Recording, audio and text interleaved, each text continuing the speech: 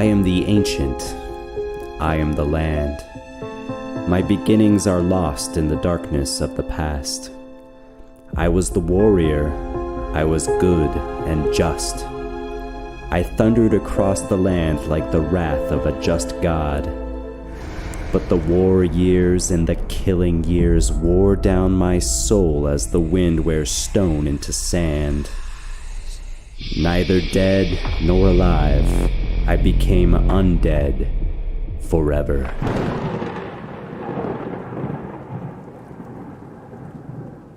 Well, hello there, friends. Welcome to the Emerald Dragon, where we are once again meeting up on Monday evening, as we always do. Tonight, we are playing no jokes this time, guys. We are just playing Dungeons & Dragons 5th edition. It's true. We've caught him quipless. Yes. A lot like my friend Kaylie is sometimes a quip short and $1 late.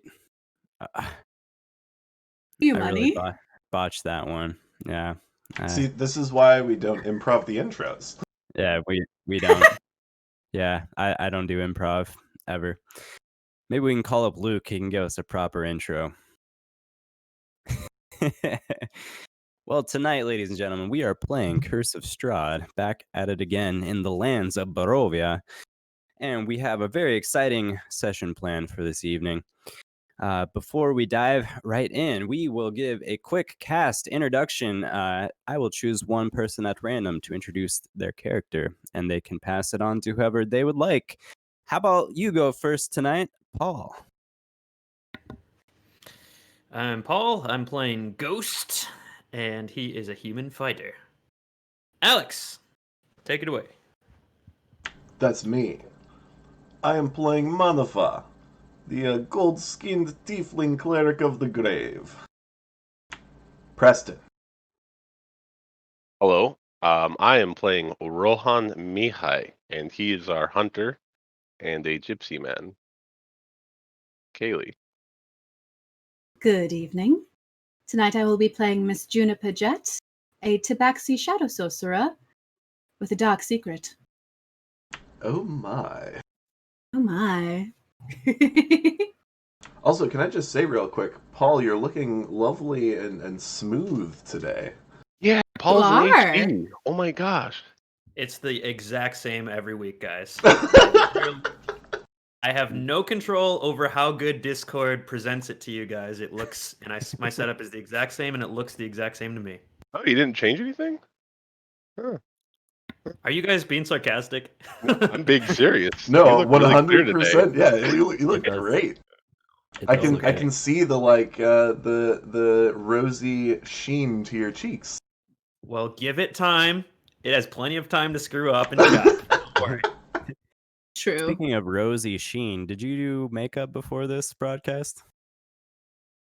Hope he did. I always do makeup before I put on this mask. You know, I do eyeliner and yeah, the whole works.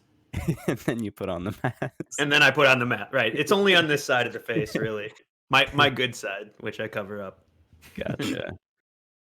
Well, whatever we have to do to embody our characters to the fullest, right?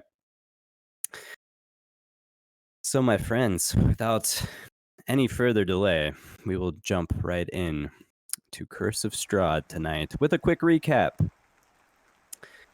In the last session, the Outliers completed their mission to safely deliver Irina to St. Andrew's Cathedral. While they were there, they met the priest, Father Lucian, who mentioned there were some kids from the adjoining orphanage that had gone missing in recent weeks. That furthered your suspicions about the mysterious windmill outside of town and led to some investigations on that matter. Later in the evening, Juniper and Rohan decided to conduct some espionage at the residence of Lady Fiona Wachter on behalf of Burgomaster Velakovich. Their mission was short-lived, however, as they were quickly spotted and confronted by the town guards, including the commander, this hulking fellow named Izek Strasny. He was questioning you guys for breaking the curfew. Things started looking grim at that time as Rohan afflicted with a wicked case of cackle fever as a consequence of his dream pastry addiction, was unable to keep his composure. However, they were ultimately able to de-escalate the situation with some clever persuasion and return to their rooms at the Blue Water Inn. In the early morning, there was another attempt at espionage. This time, Juniper and Ghost left behind Manafaa and the bedridden Rohan. They left them behind to try their luck again. Luck was not exactly on their side, as Juniper was caught red-handed sneaking about the Walker's estate almost immediately. However, she cleverly turned things in her favor and gained an early morning audience with Lady Fiona, where she collected all the information that she needed.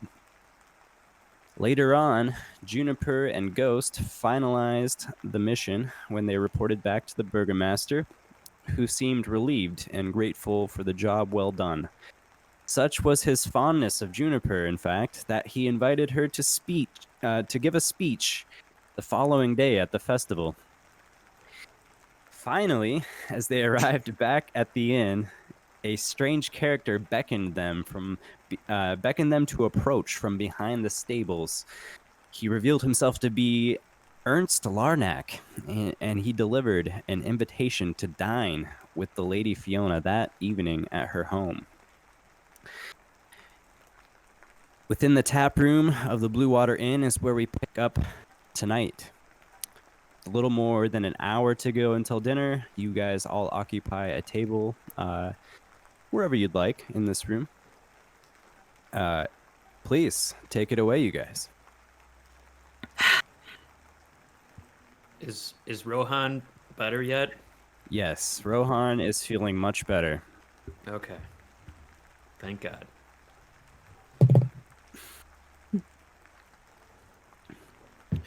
So we go into this dinner, guys? Is that... Or I guess we can't go see the lake and the fishermen, the town drunk. Think it might be worth our while to see what this lady has to say. She was a very interesting conversationalist this morning. Probably worth it. And this was the person you were paid to, or told to spy on. And it's That a is correct. competing power in Vallaki? Yes, I do believe so. Yes, Well. according to the Burgomaster, yes.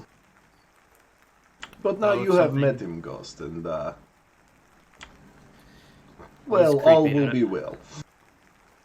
Yeah, I don't like him at all. So Shh, I think I don't like him at all. better. We need a nickname for him. Whatever. BV is his nickname. BV. Yeah, I don't like this guy BV, but you know, it's always good if there is something that goes down in this town. Who knows? It's a kind of a strange town. It's good to have options. So maybe this other person will be someone that we can turn to if all goes to shit. Juniper, how do you know that Mr. Burgermaster, whatever, isn't watching you right now? I don't, which is why we need to be extremely careful about what we say, unless we're in the room. So, shush. About Okay. this time, your table's approached by Danica, who you've met several times now. She just is coming to check in on you, and she says, can I fill up your guys' glasses, your cups? Please. Fresh round of wine? Please. Yes. And some food, if you have anything for my friend Rohan here. He's just recovering. He needs his strength. 2 Yeah. cups also, please. Just 2, maybe 3. Rohan, we need you with a clever head tonight. Exactly. I need 3 cups. Oh, Whatever jeez. You floats said you're your not boat, darling. feeling well. Would you like some water? No, I'm better now. I'm getting over the sickness is the issue. That's why I need at least 2 or 3 cups of wine. All right. That checks out with me. I'll have 1 purple grape smash, please. Purple grape smash, great. In fact, it's actually gonna all have to be grape smash tonight. We are out of the Red Dragon Crush, unfortunately. Our shipment's running behind it. Hopefully it'll be back tomorrow. Has this Do you happened normally- before? Yeah. Sometimes it's a day or two late. It's okay. I'm sure it'll be here tomorrow. Don't worry. Yes, I look Do you forward to a cup tomorrow. Do you get your supplies from a nearby town? Person? Oh, we get all of our shipments from the Wizard of Wines winery. Now Wizard that is a of- fun name. Wizard Yeah. of Lions, did you say? Wizard of Wines. Wines. I would very much like to meet this wizard. Where does he live? Oh, well, that's just the namesake of the winery. It's about a few hours out east. Maybe you can go check it out sometime. Anyway, That'll be that'll a be fun day. 5 cups of wine then. Please. Danica, do you know a Bluto? As the DM speaking, she was the one who told you about Bluto originally. Yeah. All right, I have great notes. And by Bluto, I mean Miss Belasco. Do you know her? Miss Belasco, the lady who oversees the orphanage, right? Yeah, she gives me the creeps. I don't like her. Well, why do you say that? I don't know. Kid's gone missing. I feel like she's not doing her job, and she just... I don't know. It's a hunch. Please forgive my friend. He is also very rude. That is true. Well, it's a dangerous world. So, I'm So sure she's nothing- doing the best she can. Okay. Well. All right, wine it is. Extra large bowl of beet soup then for you, sir. Looking at you, Rohan. Beet soup it is. She walks back and starts to grab that stuff. Ghost. Guys, just to put one thing together before that question, do we even want to stick around here? Like, why are we here? Well, you seem fairly invested in this problem with the children. That Yeah. would be the main reason, yes. I would I go much kill rather some move on, but children need attending to. So, But please all this festival and speech and power struggle in Vallaki, does anyone really care? I mean, as much as I do not wish to embroil myself in politics, if we were to leave now, would probably be seen as very insulting to the burgomaster, after he has personally invited Juniper to speak tonight. Yes, he did, didn't he? Unsuspicious. Well, tomorrow, not tonight. Festival starts tomorrow. That was a bit odd, wasn't it? Was it? Asking someone new to speak on behalf of a town's traditions that I've only known for, what, a day? Is he trying to get me to persuade the villagers that this is a good thing? I think he's trying to trap you, Juniper. Please be very careful. Yeah, this whole festival thing gives me a bad feeling. As much as I hate the devil, and it seems well placed intention-wise, this town is creepy.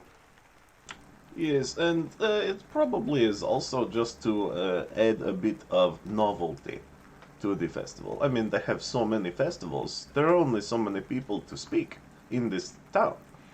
So somebody new face, very interesting. Well, they didn't seem super happy about it Tabaxi, so I'm curious as to... I trust Maybe- you gentlemen will have my back tomorrow, then? Oh, yes. Of course. Hey, Maybe we can get some more information tonight. it's my plan. But I'm I not- have lots of research to do. With the person that we're having dinner with? With this town itself. Is there any truth to what you crazy people were saying about the kids and the pastries? Yes. Probably not in the pastries, but the teeth in the pastries and the possibly hags in the windmill are all linked. We do not know exactly how yet, but I fear there is more to this than we know. Well, aside from not selling me pastries in the beginning, that old bitch has really taken my ire, so I'd like to find her as soon as possible. I don't disagree with that. But You're again, talking we about don't know what the she windmill? is. The windmill hag? Or women? Whatever they are? Yes, the windmill hags. Okay, well, I'm down for that too, so. Awesome. I mean, I'm always down for revenge, gentlemen, but we don't know what we're going up against. Perhaps it's better to come back once we have any idea what these women are. So more research is needed. About Uh, this Festival. time, Danica returns to your table with the cups of wine and the big old bowl of beet soup for you, Rohan. Just let me know if I Danica, can do anything else for you. Oh, Danica, yeah. have you heard of someone named Bluto? My lord. I'm just kidding, Danica. Is the festival start right away in the morning tomorrow? It usually starts around noon. All right. Yeah. Everyone usually gets to the town square about 30 minutes before. So no time to go kill hags in the morning? Um, I'm not sure about how that scheduling would work out. Okay, just checking. She returns to the bar top. Just in time, actually, when a colorfully dressed half elf enters the inn. He approaches the bar top. You see this man. He's wearing a purple beret, the feather sticking out on one side, a silky white scarf around his neck, and a flamboyant blue and purple flowing clothes. He next to the Vistani, you haven't seen anybody looking this colorful and cheerful in all of Barovia. You see, just observing for a minute or so, Danica gives him 2 apples and a sack. It appears to be like in a red cloth. It's wrapped up, and she gives it to him. And he says thank you, and then exits the inn.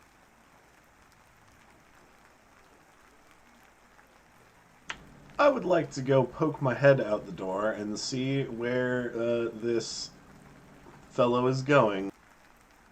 Okay. Are you interested? Make a perception check.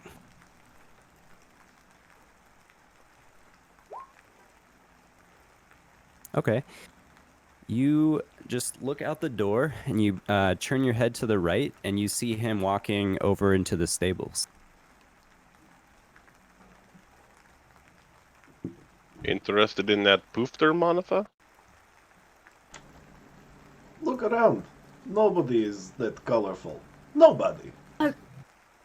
Danica, I'll walk up to the bar. Oh, yeah? That gentleman, he does not look like he's from around here. Is he someone you know? Oh, yeah. He's staying in one of the rooms upstairs on kind of a long-term basis. His name's Rick Tavio. He's a fantastic bard. Figured he was a bard. He looks eerily similar to the bards we have back home. Yes. On a weekly basis, he puts on some shows in the town square and tries to entertain some of the kids, and he really does a good job. Huh. Well, Kind of a weird fellow, but we like him. We are not one to judge who is weird, who is not. Sure. I guess I'm comparing him to the average Barovian. It's quite a bit of contrast.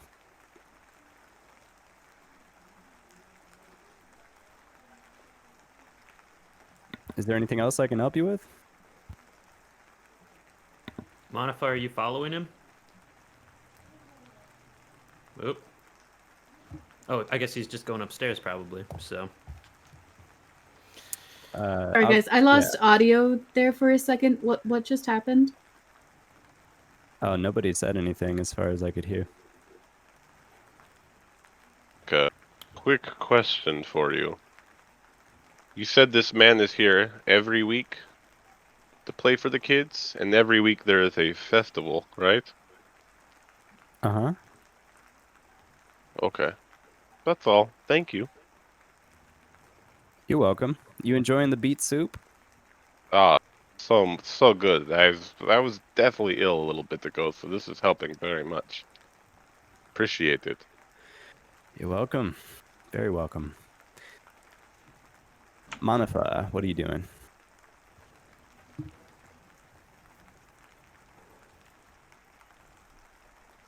Manafaa is looking intense.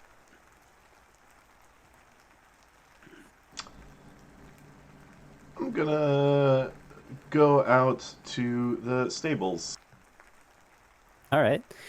You walk out into the stables and you see there's a horse there. And you see this colorfully dressed fellow, and he's feeding the horse with one of these apples that he's been given.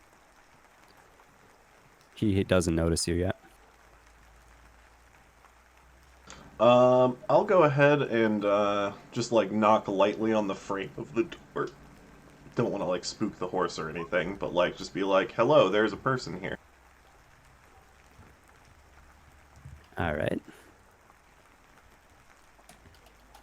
I'll go out with Manafaa and just stand kind of by the corner and just peer. I won't actually approach. Okay.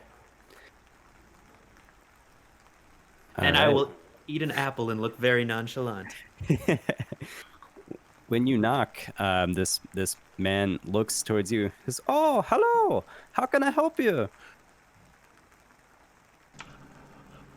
Hello, pardon my intrusion. I was just very surprised to see one dressed so colorful as yourself.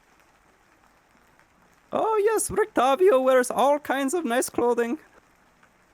I will say that is very impressive hat you have. Oh, thank you. It's my favorite hat. I occasionally am wishing that I could wear, but you know the horns, they not so good for hats. Oh, perhaps you need a tailor. Perhaps.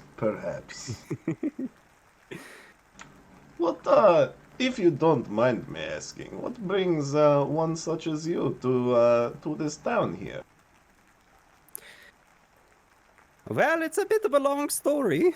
I'm from a land far away, but I was just traveling along with my carnival, my little wagon of things, and I just this fog consumed me, and I just ended up here somehow. Oh, you know, that is actually the same thing that happened to me and my companion. Oh, you don't say. Yes, this land of Barovia, the mist seems very hungry for new people. I haven't been able to leave. I tried to go through the mist, but I got very tired very quickly and had to turn around. Have you spent all of your time here in this town? Oh, yes, most of my time, yes. Yeah, with festivals every week must be a good business for a music player. I do not play too much music, but I try to, put on the little shows for the little kids and the little people, and it's not the worst gig. I mean, I came and I've always been looking for things to do, but I just come here and yes, weekly festivals is back in the other world. They were having festivals maybe like once a month, maybe twice a month. I don't know, but this is a good life. It's pretty dreary otherwise, but I try to make the best I can.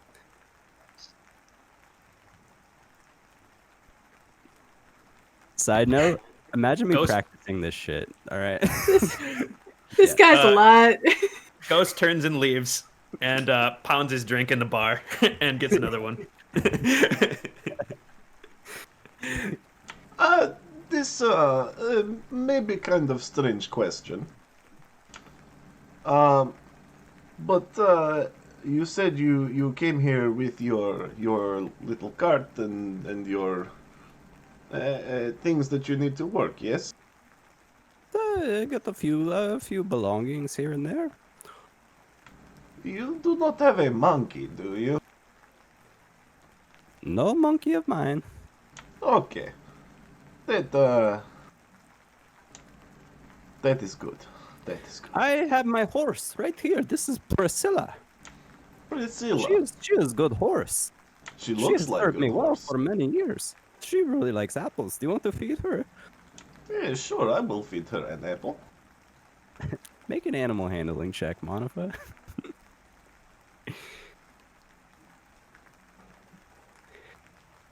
The Priscilla seems a little apprehensive at first, but eats your apple. Yeah, I told you she really likes apples. Yes, it is true. Well, thank you very much for your time, Mr. I did not introduce myself. My name is Manafaa. It is nice to meet you. Brictavio. Yes, nice to meet you, Mr. Octavio. I will let you go about your business. We will probably be seeing you tomorrow at the festival. Oh, you will come to the festival. Very good. Very good. Brictavio puts on a show tomorrow. Excellent. I will look forward to it. Oh, me too. I look forward to everyone. I bid you good night. And I will head back in and go back to the table and sit down. All Not right. the man. Hate it. Oh, God, this is my second drink. I couldn't stand that guy. That man is ridiculous, and he makes me so happy. He talked so fast and was so happy. I didn't like it. I don't trust him. Well, I checked. He does not have a monkey. Ah, good Oh. thinking. I figure any man with a purple hat with a feather is good candidate to have a monkey, but not this one. Good thinking. All right. How is it? Like an hour away? This dinner? Yeah, you guys are about it's like it's less than an hour, but however you guys want to proceed in the lead up, it's up to you. Should we head over there? Slowly. You can finish up some time here in the tavern and Rohan? Rohan is outside, still kind of watching the guest that just arrived. all right. Rohan, you're watching, and he seems to be just trying to calm down his horse, and yeah, it looks pretty straightforward. Okay. The way his clothing is so colorful, and it reminds you a lot of your people, Rohan. So you find him fascinating to observe. That's fair, and I have no idea what this monkey business is all about, so I might be missing some things there. I'm sure your companions can fill you in. Okay. I'm imagining Rohan comes back in like, Manafaa, why the hell did you ask him if he had a monkey? That's exactly what he's gonna do. It's like, this guy isn't getting me anywhere. Rohan's gonna go back inside. I just look at Ghost and Ghost, I haven't done something mindless all day, so I can't believe I'm asking you this, but would you teach me a quick game of dragon chess?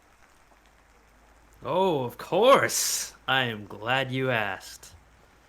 Don't make me regret it, darling. Just a quick game. Do you know how to play?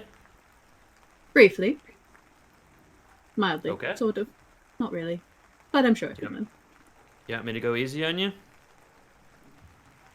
Don't you dare. All right. Ghost starts to get out the chessboard, but while he's doing so, he says, so how, just strategically thinking here, and I'm getting out the pieces, how are these kids getting to these witches, these hags? They must have an inside person, I think. I don't think the kids are just playing and witches are capturing them. I think there's an inside person. They've been Mrs. disappearing from the... or Rictavio, or Velaki himself, someone. I'm going to do a quick look around and just make sure that no one is listening to us. No one is looking at us. Make a perception check, please.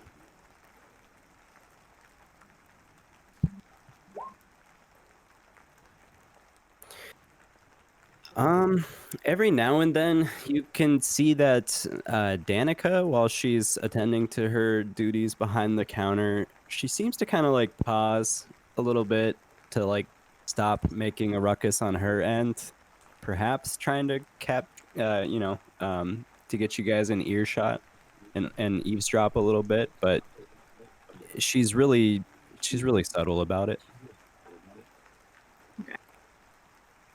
I just bring my voice lower and I lean in and I'm like, well, they've been disappearing from the fields, and the children mentioned that they've got a little exit that they take through the wall.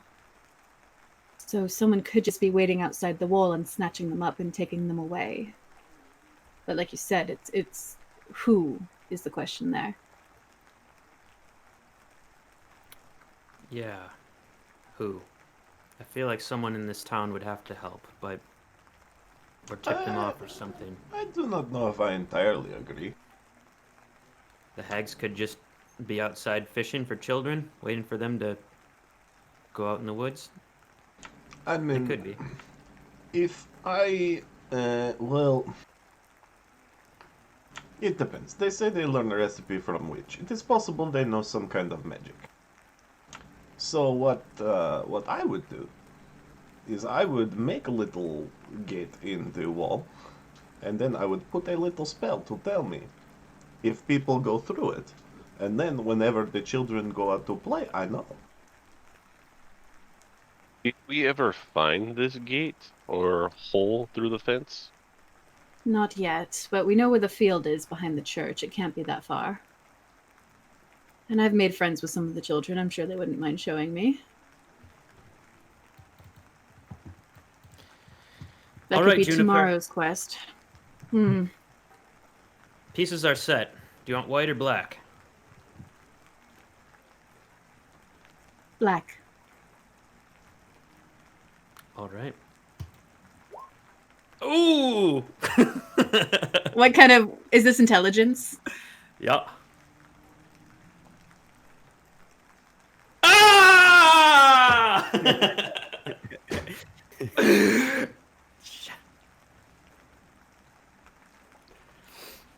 It's not that hard. Well, I imagine Juniper beats me on like the last move. Like we had played this really close game, and then it's in the last 3 moves, and Ghost is like, this is over, and he starts drinking his drink, and then Juniper like moves a piece over, and I'm like, oh shit, I didn't see that. She plays it off very confidently, when in reality she had no idea what she was doing and just kind of hoped. But she is not letting that on. Ghost like stares at the board. He's like, maybe I could move. No, this shit. Didn't realize I was so Damn good it! at this game. Then. Ghost like hits the board. All the pieces go flying. Gosh, I haven't been beaten at Dragon Chess in a long time, Juniper. It's time we'll play for coin, see how good you really are. I beat you like 2 days ago. What are you talking about? You did not beat me, Rohan. Nice try. In fact, I don't think I've ever lost at Dragon Chess. This is a first, now that I think about it. Fortunately, hard to believe. No, not since this old fat elf taught me back in Baldur's Gate. But yeah, I haven't lost since then.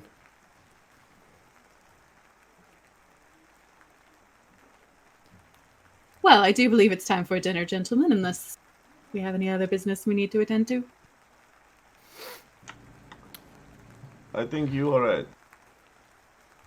Ghost goes and picks up the pieces and kind of looks at them and reminisces and angrily puts them away.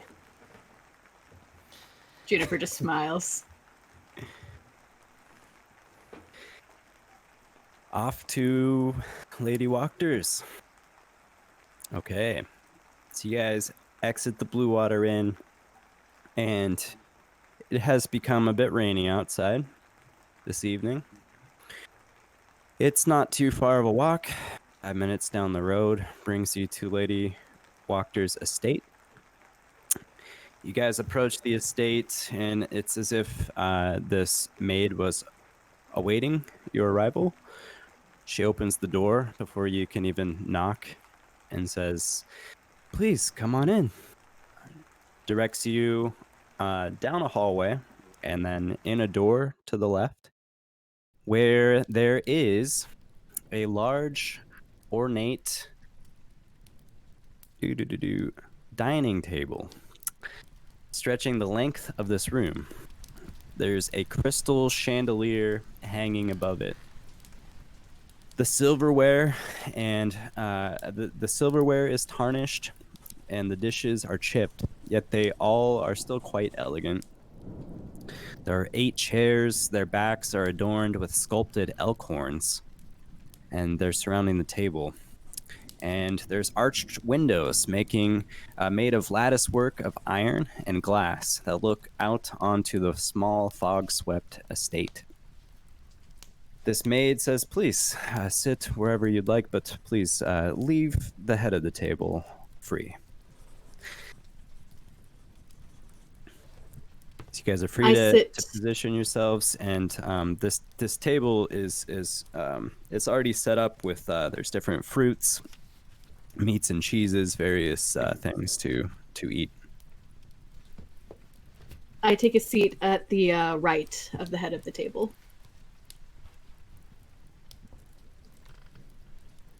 Very well. I sit at the nearest chair. All right, so I'm just going to assume you all take your places. It's not of supreme consequence unless you want to take your spot. I will start from the left. Yeah. All right, there's 8 chairs. Roll a D8. Do I take the head spot? After some no. time, you see a middle-aged woman comes in. She's dressed very nicely in red robes, and her hair's pulled up back. She's got wispy bits of gray in her hair, and she comes in and she's smiling. When the maid introduces her, "I present to you Lady Fiona." She enters the room. "Good evening, everybody. Thank you so much for joining me tonight." Good evening. Thank you for your hospitality. Manafaa, when you say that, she looks at you and her eyes grow wide. And a big smile comes across her face after she takes in, I guess, the sight of you. "You're most welcome. Well, as you have heard, and as I suppose my new friend Desdemona here already knows, my name is Fiona Wachter.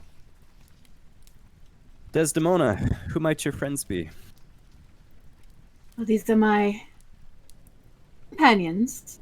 We've got Mr. Ghost, no point, Mr. Manafaa, and Mr. Rohan. Yes, Mr. Ghost. Delightful to meet you. Mr. Ghost, what a strange name. Yes, it's almost like it's a name I've never used before for some reason. Mr. Ghost. I will admit, usually we leave off the Mr. We just call him Ghost. Oh, I This is see. true. A bit less formal. He doesn't have the poise for a Mr. Anyways, you can call me Rohan, Mr. Rohan, or Mr. Mihai. It doesn't matter to me. He actually prefers pastry dragon, if you want to be formal in what you want to call him. Yes. Oh, is that so? Looking at you, Rohan. Yes, you can call me the pastry dragon if you like. That's very interesting. I've always known the Vistani folk to be proud of their own lineage and declare their names in such fashion. This nickname seems to sort of overshadow. You've lived in this town for too long, haven't you? Sorry, excuse my brashness. Rohan just takes a drink of whatever wine is in front of him. Is quite all right. To answer your question, however, I've lived here my whole life, and so did my parents, and so did their parents before them. But I don't mind your ways, noble Vistani. I have a great feeling for you people. I've always admired your free spirits and your unique way of conducting yourselves. That's interesting. That. Because Baron Velaki seems to hate Vistani. I don't think any Vistani like that burgomaster anyways, so, we don't care what he thinks. That's the attitude I would expect. Why should you care? You have great privilege in these lands, don't you? More or less, I assume. I have actually never been to Barovia until about, what is it? How long have I been here now? 2 weeks? Like 2 days. Less than 2 weeks. It's like a week at most. Not Yeah, long. never been here besides that. My family of Vistani are actually kind of pioneers outside of the realm, so we hunt monsters. Oh. Did you come here seeking to hunt monsters? No, but now that I'm here, I still plan on hunting monsters. I guess. Here is as good a place as any. Or better Wow. than most. Yeah, now he hunts devils, actually.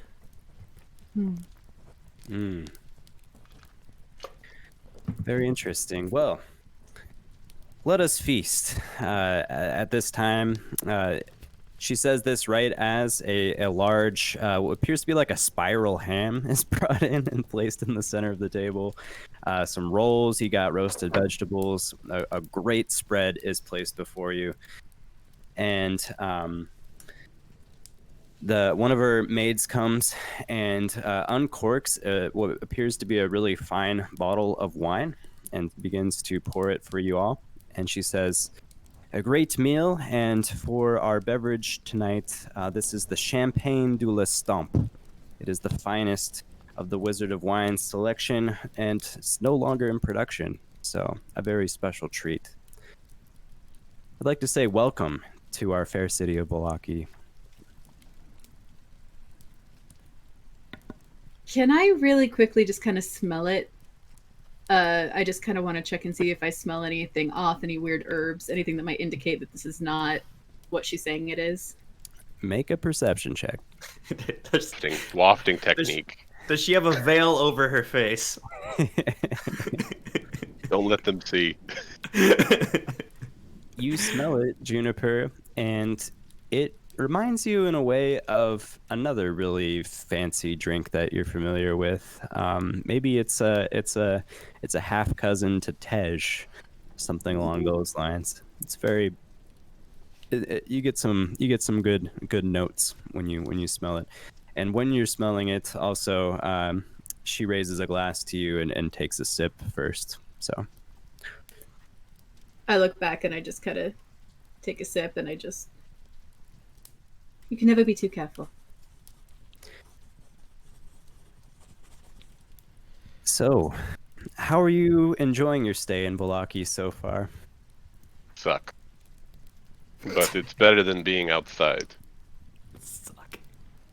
Lady Walker, we are having a time, that's for sure, but if you don't mind me being so brushed, I am very interested into why you asked us to join you tonight, so do you mind if we cut the chit-chat and jump straight to that? Very well.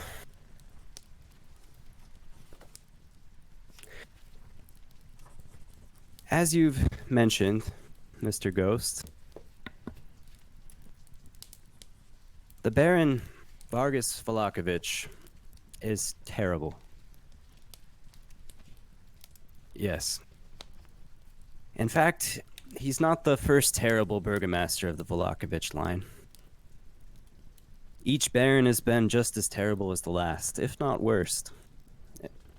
His father, Vargan, was a mad tyrant who ruled over Velaki with an iron fist and cruel, inhumane punishments. I tell you this because Well, I despise his behavior and how he is ruling this city. All this talk of the devil, well, we're in my private home. You gonna say Talking it? about Strahd von Zarovich all the time. Holy shit! What- Rohan just loses his mind. What's the matter?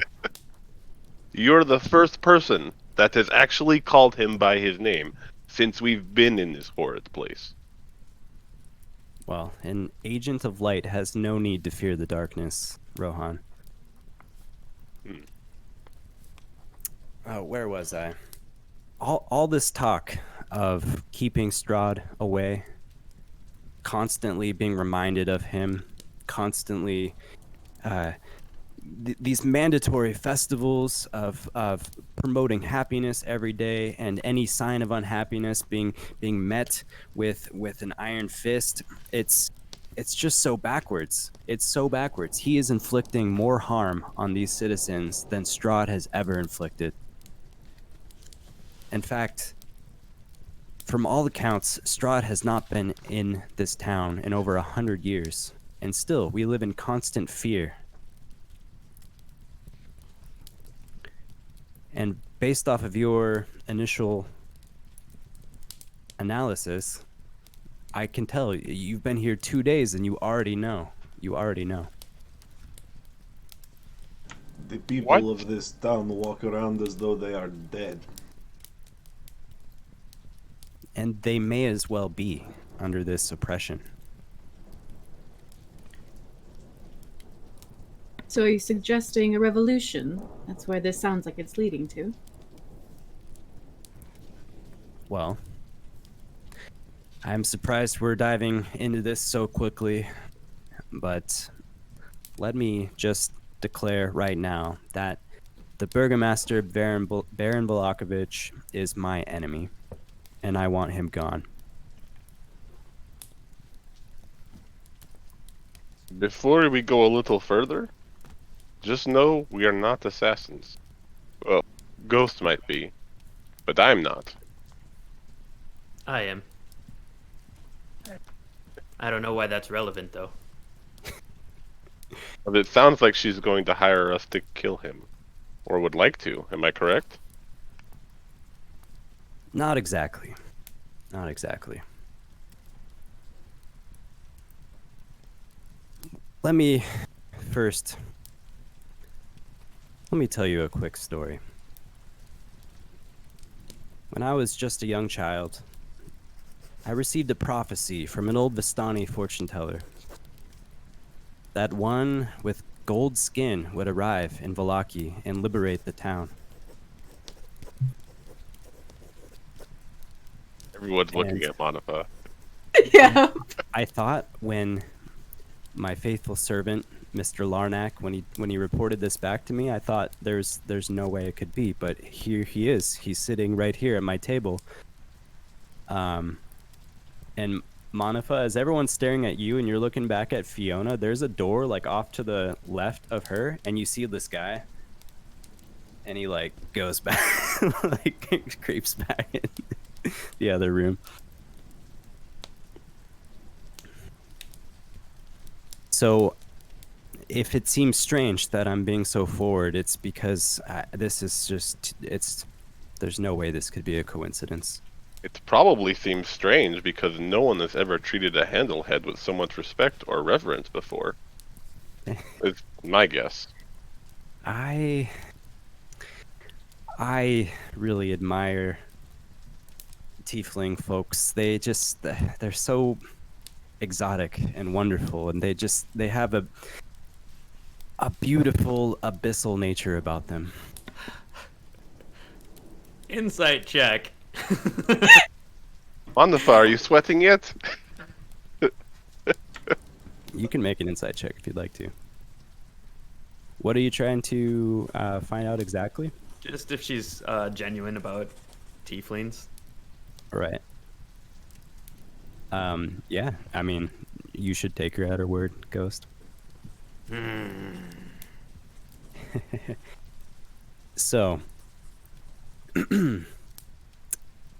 Let me share with you quickly what my vision for Valaki's future would look like before you decide if you're going to assist me or not. As Burgomistress, immediately, I would abolish all town festivals, except, of course, those held as part of normal seasonal celebrations. The people of Valaki need to return to their rightful traditions and be able to live freely and prosper. Also, I would release all prisoners kept in the stocks due to malicious unhappiness. It is just not right why they're there. Next, I would end the unjust discrimination against the Vistani people. Vistani folks would be free to come into Valaki and travel in and out as they see fit. There's no reason we should be discriminating against these people. Finally, I would prohibit the word devil to describe Strahd von Zarovich. People should speak freely his name. He lives in this land with us, and we should call him Strahd, Count Strahd, anything along those lines, but not the devil. We should stop obfuscating from our reality here. Me until you mentioned banning the word devil. That you speak of giving the people their freedom, but even something as minute as banning a term is a form of oppression. You should let them call him whatever they want. Well, that is a fair point. What I mean to say is, we should be free to call him who he is. That I agree with.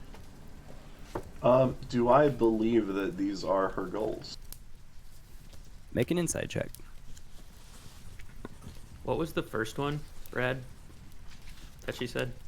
She wants to abolish the town festivals, the weekly festivals. Thank you. She definitely, each of those goals she mentioned, yeah.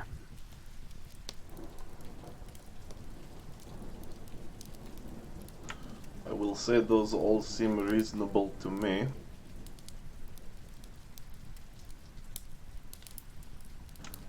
Although I do not know how I am supposedly going to save this town. Doing it single-handedly seems like it would be very difficult.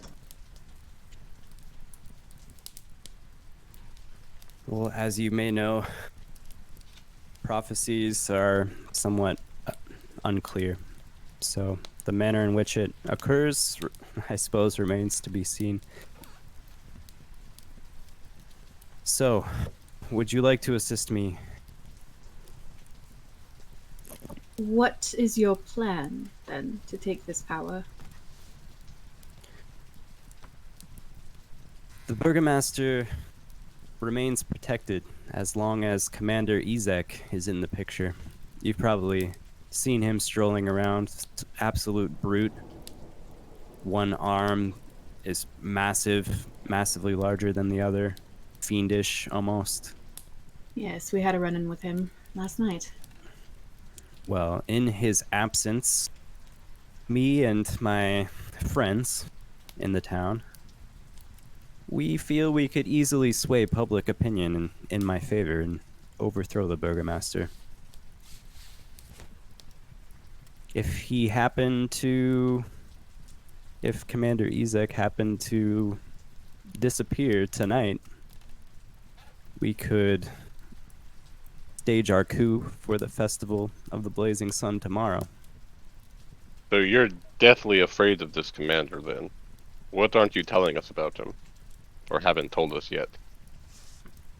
He's as strong as 10 men.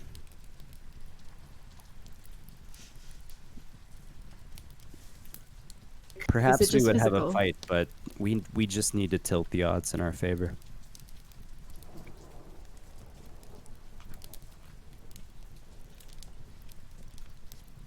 Do understand that this isn't necessarily our fight. We are just passing through this town. But with everything that you've said and everything that we've seen, I can't speak for my compatriots, but I am disgusted by the way these people live their lives, and I feel like I would not be able to sleep right if I don't at least help a little bit.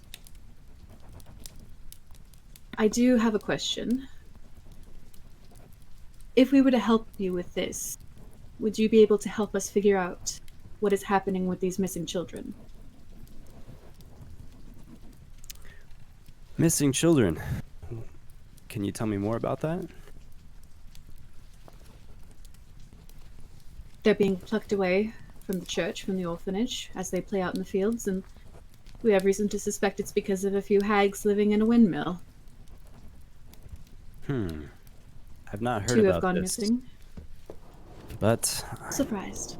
I do have a spy who's quite handy, who could possibly collect some information on that regard. Anyone who's looking towards Fiona now, Ernst Larnack again, like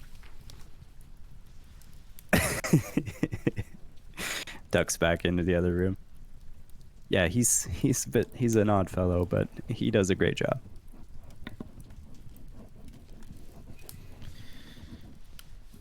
Sounds like a lot of risk for us. And to be honest, I've been involved in coups and overthrows of enemy governments before, and you know, this is not the worst. I don't like this Baron Vlahovic, but I've seen tyrants that would eat him alive and people starving on the streets. I've seen far worse conditions than this. I don't know, sometimes when you get involved in someone else's mess, it tends to go worse for the people. I don't know if I'm convinced yet. But as far as this Captain Isak, whatever his name is, I don't think he'll be a problem. I'm a bit confused, then. Are you in or are you out, Mr. Ghost? I'm saying I could do it, but why? And should I? You care Yeah. about children, is that correct? Maybe.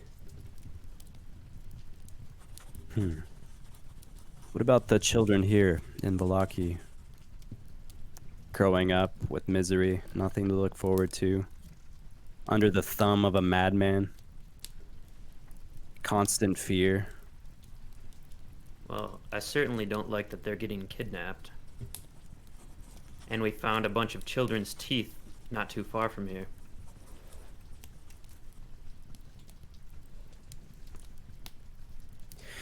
Well, let me tell you a story about my own child then. She looks over at one of the maids that's kind of standing in the corner and gives her a signal and begins to tell you this story. A couple years back, I attempted to create an understanding between our two families, the Wachters and the Vlahoviches, and I arranged a marriage between our children. However, I don't know what happened after she moved in to the Burgomaster's mansion. Something absolutely terrible happened. She came back and her mind was destroyed. Their cruelty and negligence led to this happening.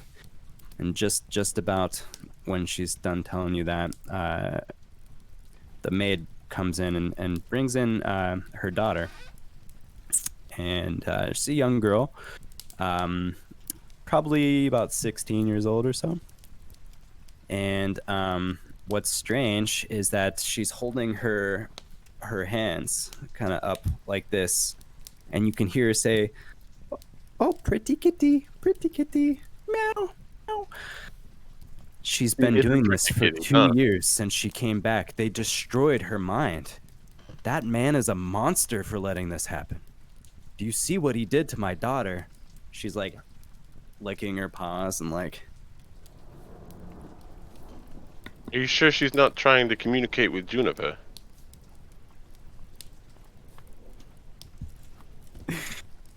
Juniper can't understand what she's saying. I'm offended. What sort of witchcraft would do this to a human being? I haven't the slightest idea, but if you care about children, my child here has been personally afflicted by the burgomaster's evil doings. You keep saying, if I care about children, like you know something. Do I seem like a person that cares about children? Ghost, she has already said she has a spy. You think she has not been watching us since we came here? I whip my head towards the guy in the doorway. He's like,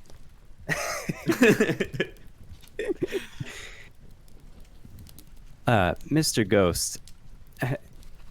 She also looks at you. Is he always this way? Mr. Ghost, you mentioned the children.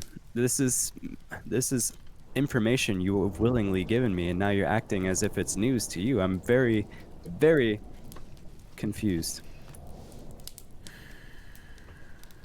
Treat him like a soundbar. Don't really treat him as if he's saying anything of real credible import. But I do have a quick question for you. Not really a question. Tell me about Strahd. Your experience with him, relationships. I want to know how you view the man that is terrorizing your town and your country. Well, as I said before, Strahd hasn't been seen in Valaki for over 100 years. And why is that? Your guess is as good as mine.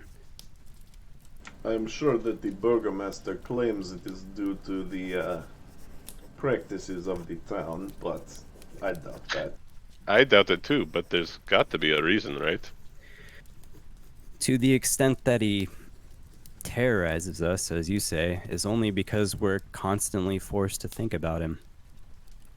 It's Gentlemen. It's being scared of the monster under the bed, as far as I'm concerned. I have no personal dealings with Strahd myself, though. My family, historically, they were loyal to Strahd. He gifted us this property long ago, much as very similar to you Vistani people. And you believe he is just a monster under the bed, then? I say that as far as the town of Valaki is concerned, we have more pressing matters to be fearful of than him. I disagree with that, but okay. Thank you. You've told me all I need to know. Juniper just has a little bit of an epiphany. And gentlemen, when we first arrived and dropped her off at the church, didn't he mention something about an artifact buried? I don't know if we got much more information at all about that, but if it's not the merciless happiness that's keeping him away, perhaps it has something to do with that. I am not too familiar with how blessings go in sanctified ground, but it could be, yes. Lady Walker, have you heard anything about an artifact buried below the city?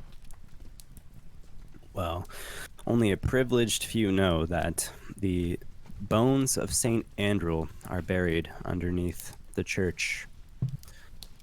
And that is what protects the grounds. As far as I'm aware, that only applies to the church grounds themselves.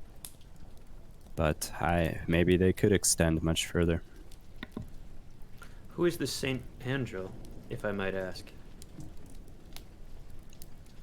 Well, the namesake of the cathedral, you'd have to ask Father Lucian if you like more information.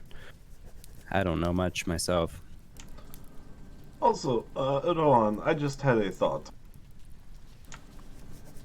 Go on. We do not actually know, because we have only been to the village of Barovia and here. We do not know how constant the presence of Strahd is in that town. It's true. It is closer to his home, so that might just be his feeding ground. Well, and that is the thing. The only visits that we know of were the ones that ceased after the death of the burgomaster. Hmm. So, for all we know, he may not leave his castle at all. I mean, obviously he does sometimes. We saw him, but other than that, like, Lady Fiona may have a point. If he does not come away from his castle, then he is nothing to be concerned about for the average villager. My father always Say- referred to Strahd as nothing more than a negligent landlord. Let's say that there's this impossibility that these mandatory happiness festivals actually are keeping this monster away. What would you do to protect the village if Strahd were to show up? Well, if Strahd were to show up and he had a reason to be upset with us, I'm not sure there's anything we could really do to protect ourselves, to be quite honest. I will tell you the answer. This is what you would do. You would smile and bow and do whatever he said. That is how you would protect yourselves. I would say we will make quite sure to not be enemies of Strahd von Zarovich.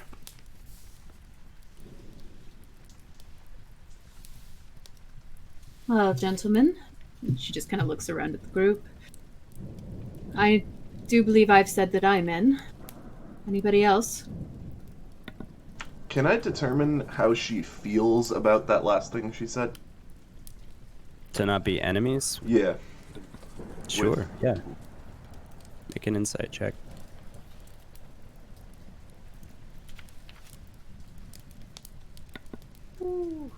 She 100%, like, she says that with such conviction, you think that if you guys even put her in a position to be an enemy of Strahd, then she would disavow you guys immediately. Like, that's a non-negotiable.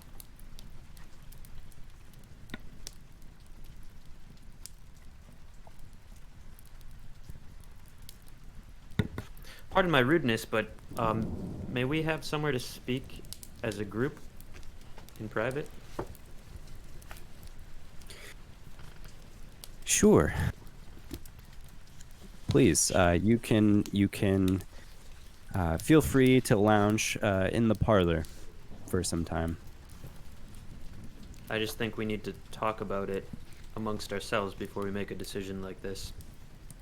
She actually stands up from the table and directs you guys over to the parlor, which is just like a room over. And as you guys walk into this room and take your seats, she goes, "Ernst, come on." And he, like, from behind the couch. And he, like, he slinks back in through another door. It's very good. Like You him. should pay him more. She closes the door behind her. Manafaa, the savior of Vallaki. I do not know about all of that. I mean, I cannot be the only golden-skinned one here. I Fairly doubt it. likely. Yeah. It is very strange to hear that there is a prophecy in which you are a player, not a listener. Well, the prophecy doesn't really mean shite to me. I'm more in this to help protect those that can't protect themselves. But then that would mean siding with that woman, and I don't really trust her. Yeah. Like I said, I've been involved in things like this before. Big shifts of power, and they don't always turn out pretty. Sometimes they make it worse. Can it get any worse than it is now? Yes, it can. I've seen But worse. we were attacked by a flying madman that sucked my blood. It can Mine always as get well. way worse. Yes, yours too. It can always get worse, especially here. And that is very true. It could easily get worse if Strahd was more involved. But who knows if that is actually what's keeping him at bay or not. I am very sure that even if he were to arrive here in person, that she would do everything in her power to not piss him off. I am quite certain of that, and honestly, to me, that is the way to keep the people of this town the most safe. And just imagine if he were to arrive now with their current burgomaster, what do you think he would do? Do you think he would prioritize his citizens' safety or his own? He would Not saying that she won't do. He would probably say, "Oh no, we are not happy enough. Everyone smile right now, or I cut off your head." Exactly. These people are living in oppression. I'd rather live in fear of an unknown potential than an everyday guarantee.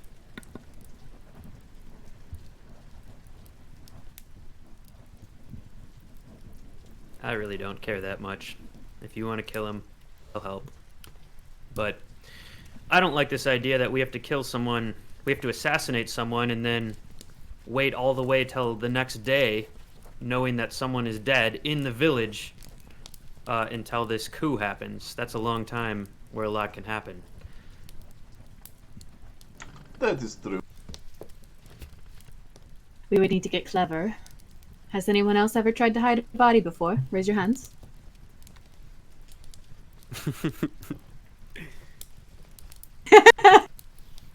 Am I in the company of dangerous murderers?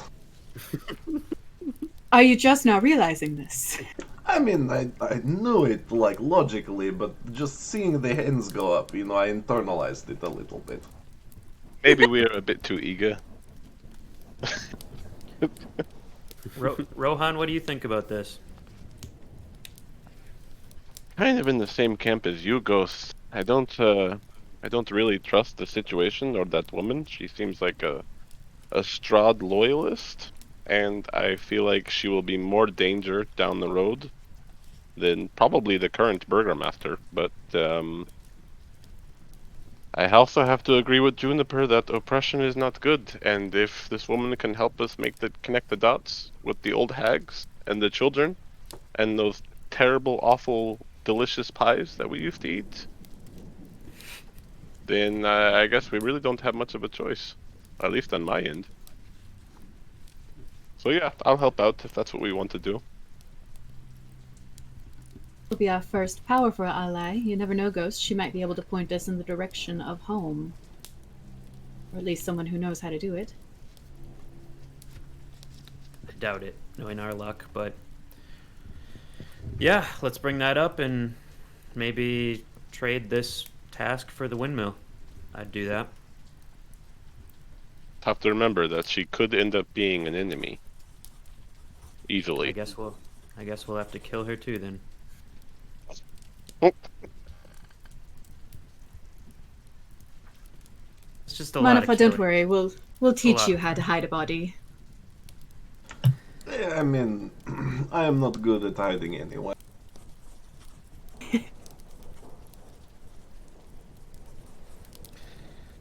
So what are we thinking, All right. gentlemen? Are we going to say yes? It seems like we're pretty much in favor. This is your show. You know Miss Wachter, so as far as I'm Yeah. concerned, you can tell her. If you guys feel strongly about this, I'm with you. Especially if we get the windmill or a way home out of it. But we are risking ourselves, so I hope we can come up with some plan that might mitigate the risk. I have an idea about that. I do not know if it will work though, but I have an idea.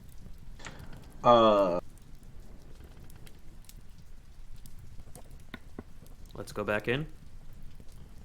Well, hold on. We haven't exactly heard anything from Manafaa, who is potentially the chosen one. So perhaps we give him a chance to speak. I thought he was in. Yeah, everything that needs to be said has been said. Alright. We do this thing. She is going to keep an eye on us. We are going to keep an eye on her. And who knows what happens after that.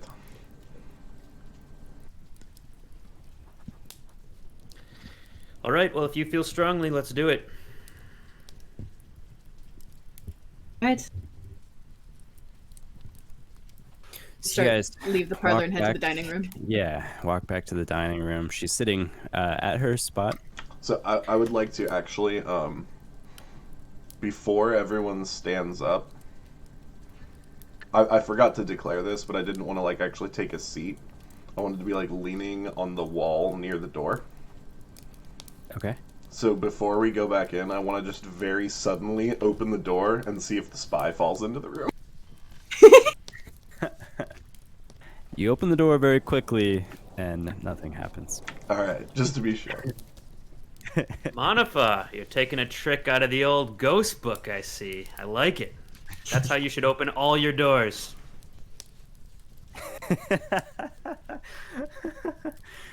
Oh, man. So she says, welcome back. What have you Lady decided? Walker, we've decided that we will help you on the condition that you help us as well. I will provide intelligence through my personal spy to assist you with your missing children problem.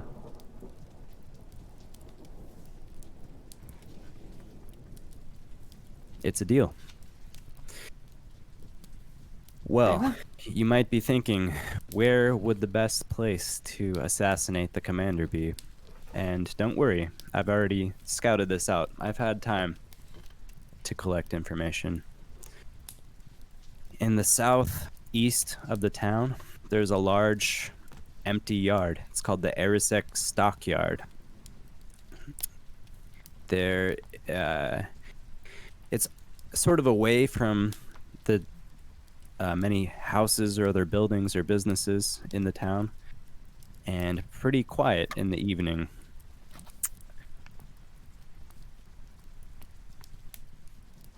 The city or the town guard make their rounds. You could probably catch the commander every hour or so coming by on his round. And if you were to lure him, let's say, into the stockyard, you could probably have a battle there without attracting too much attention. Of course, you will need to dispose of his body and perhaps any other guards that get tied up in this. I trust you can do so discreetly. Any questions? Ed, when this commander is doing his rounds, does he usually go alone? It seems like having multiple people with him would be a bit of a waste given that arm. Well, he's regularly seen with one or two guards with him on his rounds. You might also see other guards on their rounds too. They have a staggered system. Do you know anything about his combat prowess? Does he have any special abilities, or are they mostly warrior type? I assume you've seen the giant battle axe that he carries around with him. Yeah, I don't care about that. I'd say watch out for that.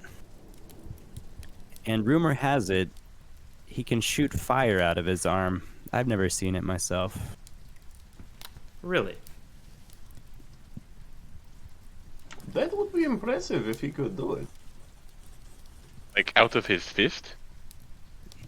Out of his fiendish fiendish hand. Yeah. But it's just a rumor.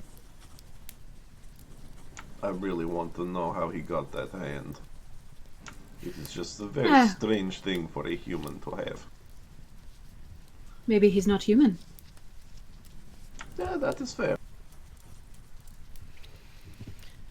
So, once the job is complete, we will wait till the festival tomorrow to take action. Won't We they will get wait suspicious? till the festival is at its lowest point, when morale is at the lowest, and I will make a declaration, at which point there's no looking back. I Won't do they know be that I'm suspicious of a missing captain? I suspect so, but you know the facade the burgomaster likes to operate with? All will be well. That's right. I don't think he would let on to that for the festival. Wouldn't want to lower the people's spirits, now would we? I Juniper do would- know I am expected to give a speech tomorrow, so I don't know if that's going to help with distracting anything. Very interesting. Well, speeches, events, etc., they take place in the build up to the main attraction, so you will just be a part of the entertainment, I'm sure. If you wish to not be consumed by a rabid mob of Barovians, maybe don't swear too much allegiance to the burgomaster in your speech. Maybe just say some generic things. Darling, look at me. Do I look generic? But don't worry, I'm fairly good with play on words. Well, good. I'm looking forward to hear it. I'll be there tomorrow. Is there anything else you need? Yes, Lady Fiona, pardon me, sometimes I am not too bright, but I realized a question that I had. About your daughter. She seemed quite young. Was she, to be married to the burgomaster himself? No. The burgomaster, his wife. That would be an awkward arrangement indeed. The burgomaster has a son who's about the same age. He does. Mm-hmm. Huh. And what are you gonna do with this son after you overthrow the burgomaster? I suppose I'll let the citizens decide which fate the burgomaster and his family meet.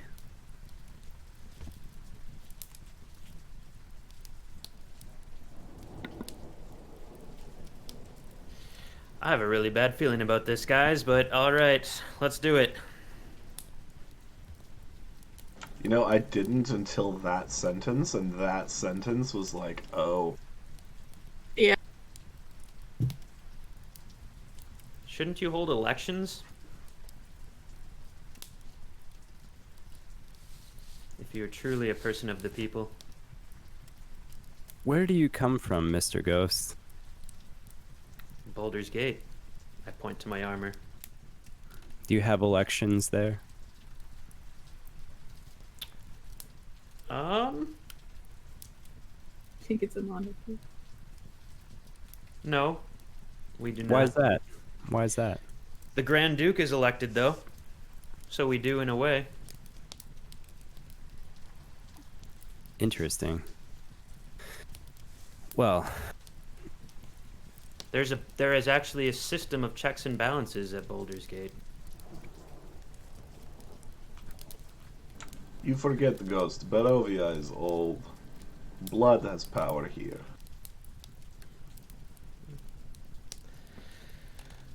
Well, all right. Thank you so much for joining me this evening. I wish you the best of luck. And thank you for your hospitality. Dinner was lovely.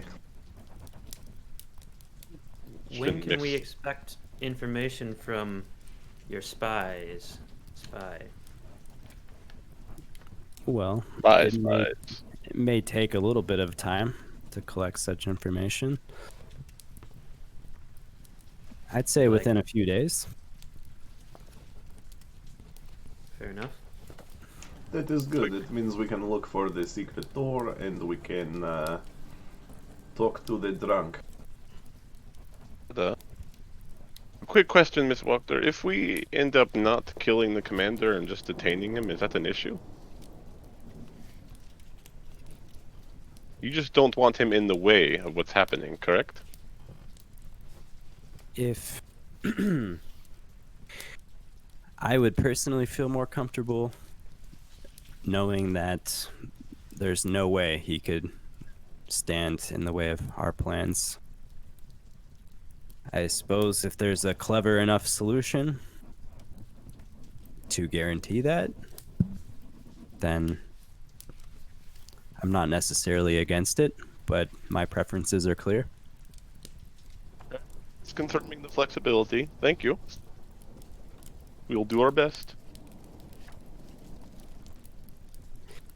At this time, she bows to you all, and the maid escorts you out into the rainy Valaki evening, and that is where we will take a 5-minute break. All right, dinner party. Emerald Dragon, we have just concluded a lovely dinner party with no nefarious activities at Fiona Wachter's estate.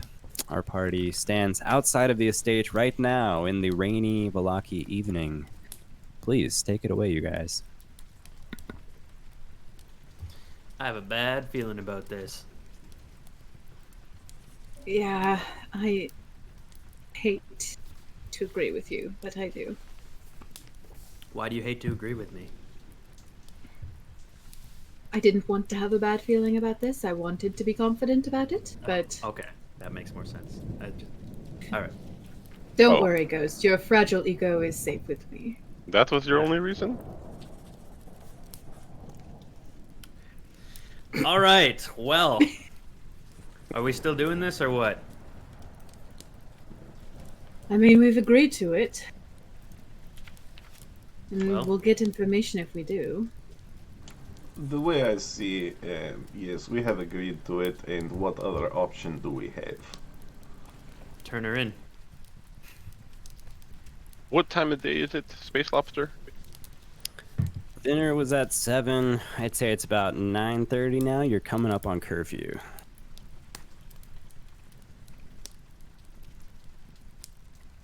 I'm not about to turn anyone into that man. Would So we, I think we should just go for it and see what happens.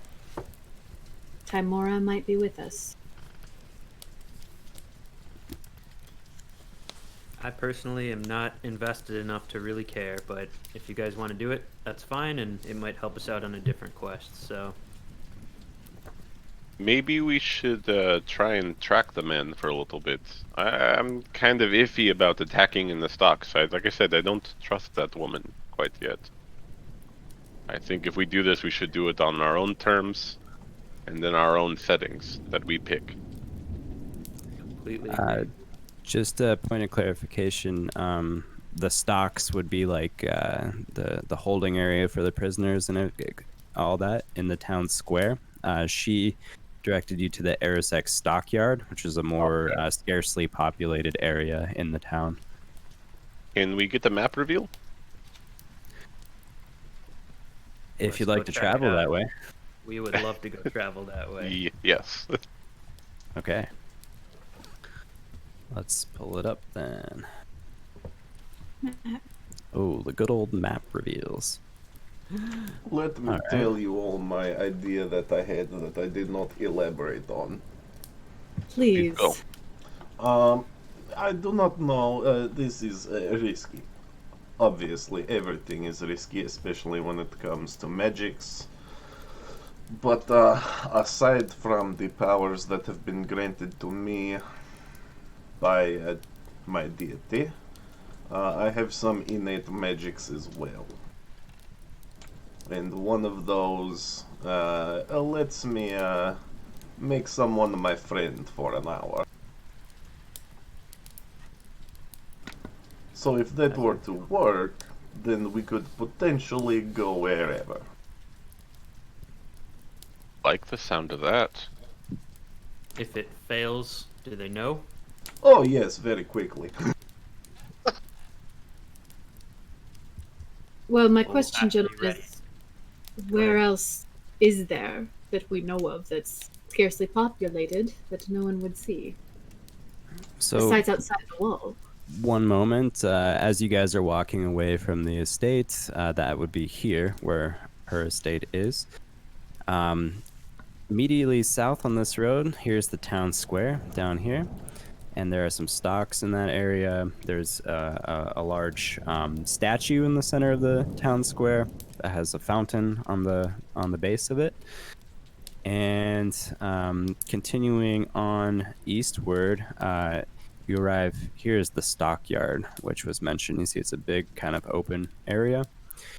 And when you're looking in here, there's kind of like a big warehouse, and there's like a fence, and it's labeled. It says Arisec Stockyard on the outside of the fence. Though it's not a gated fence. It's just kind of like a enclosed area. Rohan's going to, while they're walking there, he's going to kind of walk maybe about a block this way and check out this area and investigate this gate. Okay. You know, not up So- close, but from afar to see what's going on. Sure. From afar, you can see that there are guards at this gate, very similar with the gate at the entrance that you came in.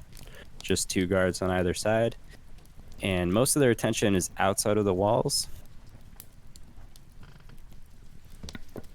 How tall are the walls to the stockyard? Do they block the buildings to the, like these orange buildings and other buildings around there? Which buildings in particular? Can you ping it for me? Like these? Yeah, so this is the main warehouse here. And so along the fence, there's various structures, and it's not exactly the same as is depicted here. They appear to be like storage units, kind of lined along the perimeter of the yard, and that obscures the view from the surrounding areas, for the most part.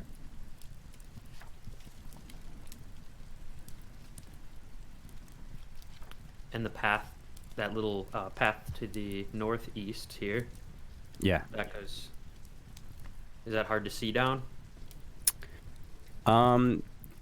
I suppose it would depend on where you were positioned in the yard. There's plenty of space within the yard to be away from the line of sight if anyone was looking, let's say, from that main road. However, I'm looking at the ruler here, and it's nearly Oh my gosh. 500 feet away. So it's pretty far. And then from the gate, it's like 600 feet plus. Okay. Should we check inside that warehouse, see if that might be a perhaps body deposit spot or maybe a fighting spot? This might be a good place to fight. I think we should do that too. All Inside right. or outside? Inside. Well, let's take a look. Make sure there's no one inside. Do we even know what this warehouse is for?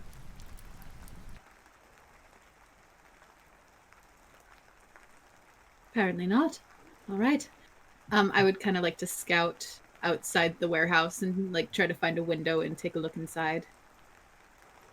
All right, so inside, you can see there's there's some heavy equipment, like for farming and things like that.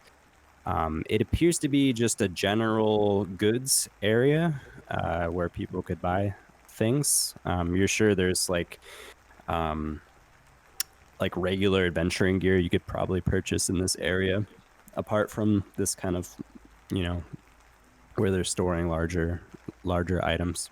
It's like a plow, like some different tools and things. It's not the best idea to fight inside. That would be very easily noticed in the morning. We don't want this to be as discreet as possible.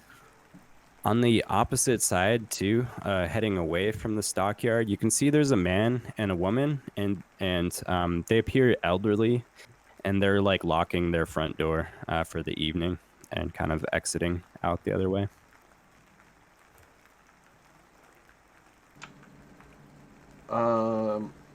Quick question, GM. Mm-hmm. Is this a trail? Where I'm rulering on the map right now. Good question. See your ruler. Is it near the stocks? I have a ruler hidden right now because I didn't want everybody to see everything that I was measuring. Okay. But right here. Yeah, yeah, I suppose it would be. Looks like little watchtowers there. I'm gonna say, for my purposes, that doesn't exist. Okay. You have the main gates at the east and west sides of the town, and you know of a gate that goes northward as well. But as far as the south wall is concerned, no. So if it is a trail, it would be like maybe, I don't know. Maybe you would have to explore that, but there's not a gate there. Okay. Might be a good place to go right there. Looks like the woods or something, a small wooded area. It does take us closer to these buildings over here, though. So your efforts thus far, just scouting, I'm going to say it's pushed you beyond the curfew hour. You're beyond the 10 o'clock hour. And it has continued to rain. You guys are getting a little wet, and it's a bit chilly. I don't like... Oh, hi! I don't like this. Get out of here. I normally prefer fighting outdoors, but indoors will work. I'm worried. Will he fight us, or do you think he'll try to run and get help? I don't think we want to give him the option to run. Yeah. Wait, so just clarification, Ghost. Are you have we decided to try to fight in the warehouse? Because I don't know if that's the best idea, because that would be fairly obvious. Whereas if we fought outside, we wouldn't leave as much of a trail. When you're standing in the middle of the stockyard, too, in the middle of between all the different storage units, and it's an expansive space of just empty, kind of muddy ground. It's dark. It's dark. The moon is obscured by the dark clouds above, and there's, like, you can't see far. Even those of you with dark vision, you're relying on that heavily. Well, I can't see crap right now, so for fighting outdoors. I mean, I could help with that potentially. I can light something up with a cantrip and allow you to have some sight, but it might draw attention. Big beacon. I have a lantern as well. Lanterns might be the best option. About this time from the main road, you see two flickers of light walking from the east to the west. Can I try and spot any details about the people who are holding them? Sure. So as of right now, I'm going to say you guys are standing roughly in the center of this ring. And where would you like to position yourself to conduct a check? Uh,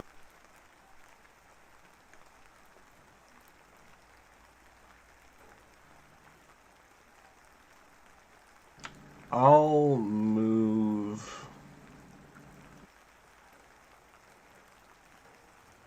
Oh man. You made a map. My token. I'm gonna say the main road's a little bit further away than it shows here on the map, but Okay. artistic interpretation. I'll move a little ways closer. I don't want to risk getting like exactly within like 60 feet, we'll say. Okay, that's all right. I just wanted to know because I'll determine your DC based off of that. I don't think there's any. It's not a big chance of being exposed given the setting. So, go ahead and make a perception check from 60 feet. Haha, perfect. These appear to be just two standard guards making their rounds. You see one of them kind of stops and looks over, and they just keep on going. Okay.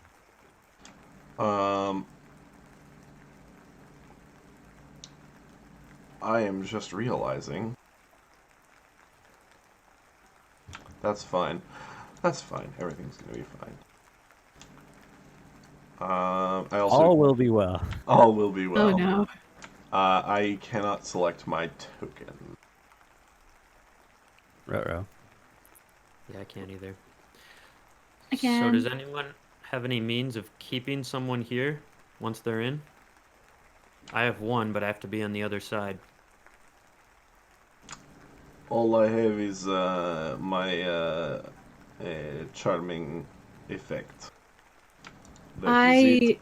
And also, friends, I have realized that I did not wear my armor to the dinner party.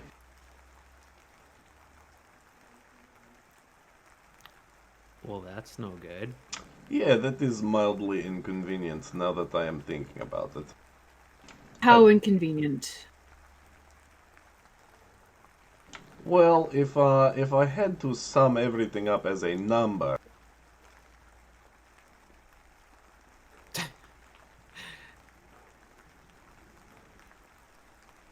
I would say that my armor class right now is 11. Oh shit! Juniper, you want to go get his armor? Oh God. How long would it take me to like mad sneaky dash back to the inn and back with his armor? Probably a 15-minute round trip. We can Okay, wait guys. 15 minutes. But also, Here's I what mean, I'm going to do. I am not the one to get up close and personal all the time anyway. I can stay at a distance. Manafaa, the last time we fought, you were the one that almost died. And I may have just met you, but I don't want to see you die. So I'm going to get your armor, and while I do that, you three finish the plan. Otherwise, I'm just going to assume we fight in the center and figure it out after. Sounds good. I'm thinking fighting here in the center is going to be our best bet. So, Ghost Yeah. with me. You guys should be able to move your tokens now. Yep. I go get the armor. Quick side note, it's always the hardest to assign Ghost's character sheet to his token because it gives me a list of every NPC or monster, and there's 2 ghosts in the list. So I'm like, yeah, AC 16, yeah, 45, Problem okay, looks all right. I'll take that Oh. possession ability. And while I go off, like as I'm leaving, I'm going to go ahead and cast mage armor on myself. So my AC is now 16. Sure. You're just going to try and stealth your way back? Yeah, I'm going to try to stealth my way back. Like, extremely stealthy. All right, it might take you a little longer than 15 minutes then. I'm going to say because you just saw the patrol and you would be behind them and pretty much have eyes on them, you can have stealth with advantage on the way back. And we'll just call it, whatever you roll now will be your there and back score. Really don't want to mess this up. Come on, me. Oh my god. Having Wow. flashbacks to Alex. I'm having flashbacks to Alex. This is Is there anything I could do? Is there anything I could do? Hold on. Oh! Did you just roll again? I That's rolled her, yeah, twice, twice. but I got 2 that this is once. incredible. Disadvantage and advantage. Yeah. I hate myself. I hate everything. I Hate the So- random number generator. Juniper, want to roll real dice. Yes. you are tailing the town guard, and you feel like you're being pretty sneaky, and everything's going well. And you get to about the town square. At which point you try to sneak across one of the roads and in between some of the buildings, and you step in a giant puddle, and it makes the guards turn around. They're like, "Hey, what are you doing over there?" And they both rush up to confront you. How far away are they from me the moment they notice me? 90 feet. I do I have the impression that they've seen me, that they can tell who I am, or is it too dark?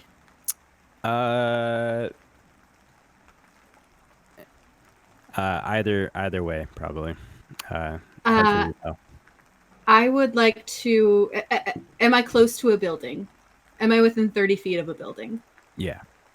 I would like to misty step onto the nearest roof and hide. Okay.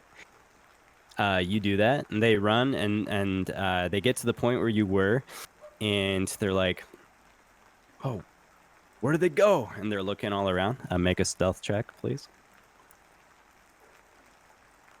Guys, send me good vibes, please. 3 natural ones. Let's do it. No, I'm knocking on wood here. I need my. Where's my cat? I need to pet my cat. Knocking on cat. Oh, there we go. All right. After a few minutes, they're like, "Huh, must have just been seeing something," and they continue on their on their rounds. Meanwhile, back at the stockyard, you guys are there and you're making your plan, and you realize there's like a covered wagon in one corner. It's a colorful wagon, and if you get close enough to see, it says it says something on the side of this wagon, which says Rictavio's Carnival of Wonders on the side of it. Hey, Manafaa, that's that Poofda's wagon. Oh yes, the one with the head. Yes. I would like to check it out. See if I can Alright. find anything useful. As you get to the back of the wagon, there's a heavy padlock securing the door. I would like to pick it. Okay. 16. Did he say he specialized in Manafaa? Yeah, he does like shows. I assume like puppet shows or maybe one-man shows. I do not know. I did not ask too many details. That's quite a heavy-duty looking lock for doing shows. Give me one moment, please. Just want to double check something. Before he came here, he was from somewhere else, and traveling performer, big cart, easy pickings for the bandits. Yeah, that's fair. Hey, So guys, what I recommend we do, if Rohan's going to the left of the entrance and I'm going to the right, hopefully we can keep him in if he tries to run. But I think it'll be best, because he can only attack one of us if we're spread out. Whoever he runs at, maybe we just keep running, like down to the south, and try to stay away, and the rest of us shoot. I feel like that's an advantage of our group, is we're all good at shooting. oh, this will definitely be an ambush.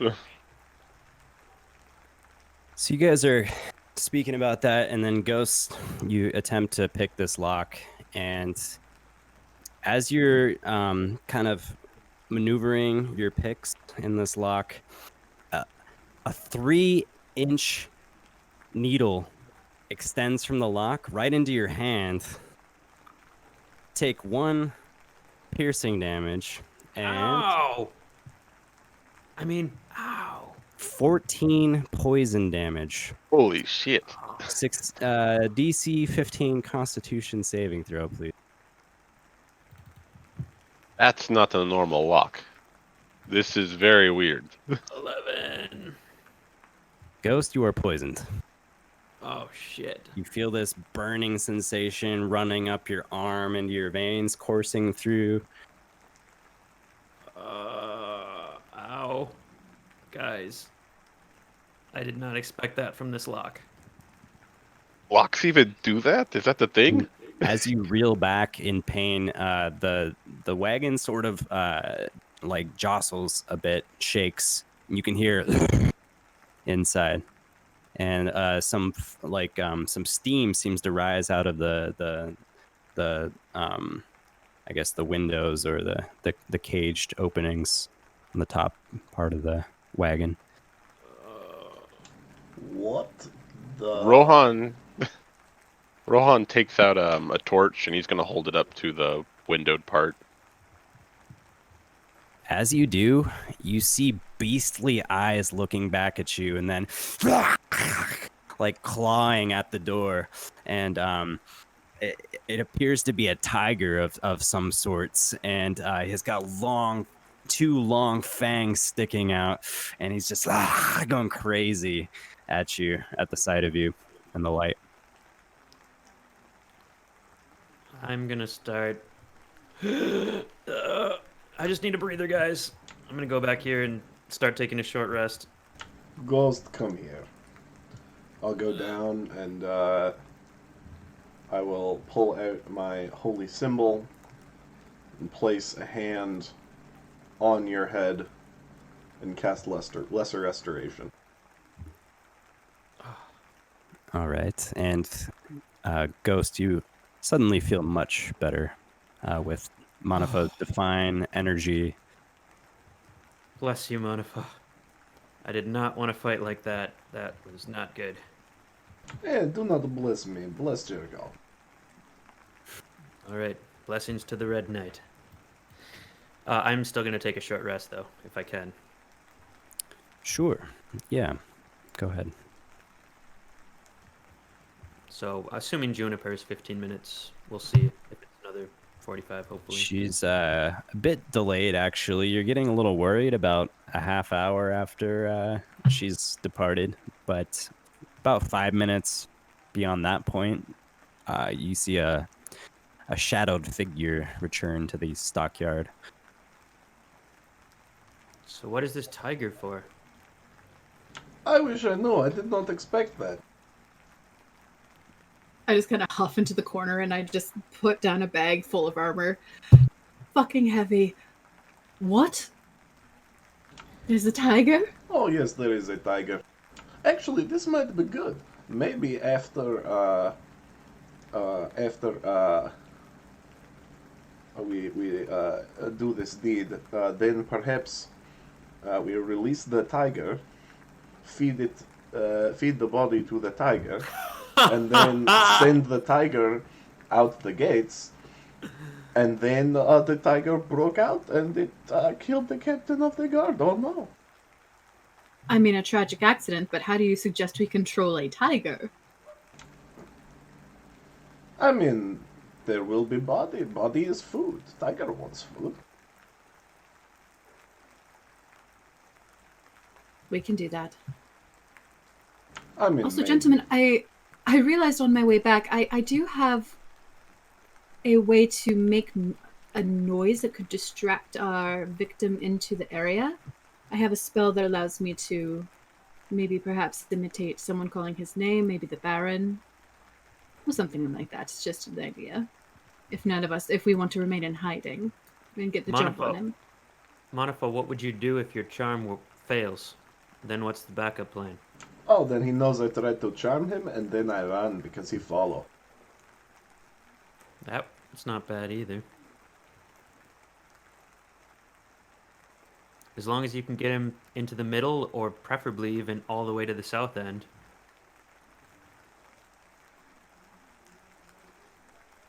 mean, I have a Manafaa friend's starts stripping off his vestments and changing into the padded underlayer of armor. Sounds good. So wait, we could get this tiger to kill him.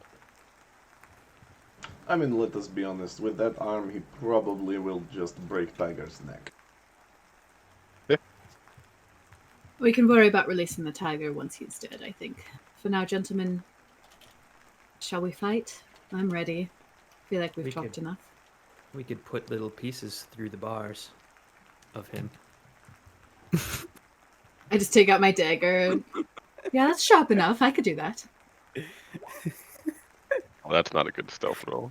Make a morality check. And I'm actually going to roll a 20. I'm curious. Third Oh, nat no. one. Third Maybe you nat should one. stop third rolling. one. It can only go better from here, Oh, right? guys, Morality fail. this is not going to go well for Juniper tonight. All right. I swear if I lose another character. Is there How was anything my to hide- stealthing? Yeah. Is there anything to hide behind for Rohan and I? Yeah, these storage units are spaced out a little bit. So But they like, would provide plenty of cover. To roll stealth for him, or just assume that we're hidden? Just assume you're hidden. Okay. It's pretty, it's really dark. It's rainy. A lot Full of concealed. variables in your favor here. Yep. All right, so position yourself wherever you'd like. the only final piece is I need light to attack Manafaa. So hopefully they have torches or something. Or someone can create some light where I'm supposed to shoot. Tell you what, Ghost, if I see that you haven't been able to attain light, I will help. There's a torch on the wagon. I left it there. So you can lead them there. Well, that's not a bad idea. Actually, a very good idea. Why don't you stay by the wagon? And you could always use the tiger as part of your distraction too, Manafaa, if things go south. You talk about the tiger for some reason. Alright, so if possible, I would like to be behind something like right up here, because I need to be within 30 feet for a charm person to Well, take any maybe effect. Juniper, you make a distracting sound on the other side while Manafaa casts. That's a good idea, actually. So the other side, you meaning like right here? Anywhere that's away from Manafaa. Maybe even like you could Okay. be right at the gate and you could do it on the other side of them. On the other side. Of Let the me check patrol. and see the range of minor illusion. From down 30 the feet. road, you see 3 flickers of torchlight coming your way from east to west. Okay, I will hide right here. If possible, I will hide right here. And let me just do a measurement. Post extra guards first. Okay. What was that? Rohan was whispering to Ghost or trying to say, tell him to take out the guards first. I just, as they're coming around, I just kind of give a thumbs up. Like, am I doing this? Are we doing this? They approach closer. They're down the way a little bit. Right here, I would like to minor illusion the Baron's voice. And I would like him to say, what's this guy's name again? Help me, guys. Rictavio? What? Rictavio? Oh, that guy. No, the guy that we're killing. What's his name? Vargon? No. Help me. Ezek Strasny, Thank you. Commander Ezek. I would like to. I would like to make the Baron say, Ezek, Ezek, come help me. I'm stuck. Ezek. No, Manafaa. Make a performance check. Or deception. Your choice. Deception is good.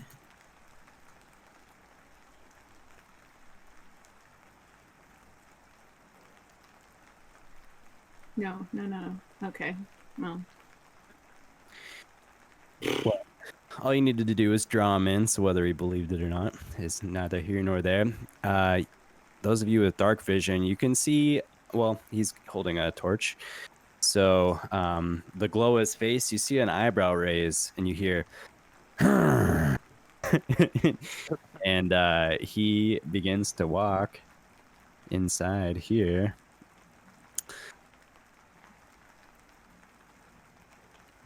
And he's going to make a perception check. As soon as he gets past me, I would like to cast Charm Person on him. Okay. What do I need to make? Wisdom? That would... Yes, a Wisdom saving throw DC 12. He feels a little tingle and shrugs off your attempt. Steps forward more, but he's like, his head's on a swivel. Doesn't see you guys still. Any of you who can see Manafaa, Manafaa just goes... Juniper nods.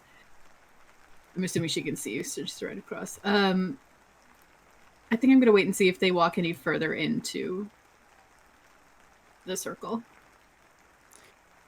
Yeah, he continues another 10 feet or so. Is he wielding a weapon? Yeah, he's got the giant great axe. Got his big sword, yeah. All right. I'm going to jump out. Hold on. Wait. I mean, I can't tell you to wait. You do what you want, but I'm checking this. One makes a tiger noise. Trying his best to throw it over there. Didn't work, I bet. All right. Yeah, not really.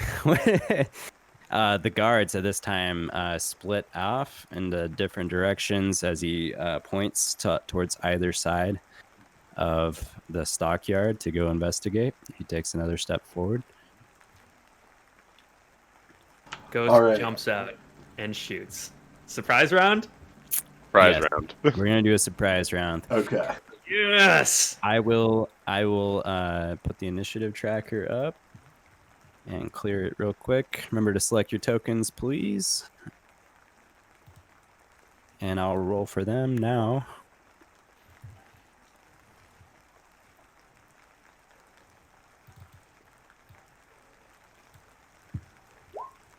Tea. Oh man, you guys are gonna destroy this guy. Hopefully.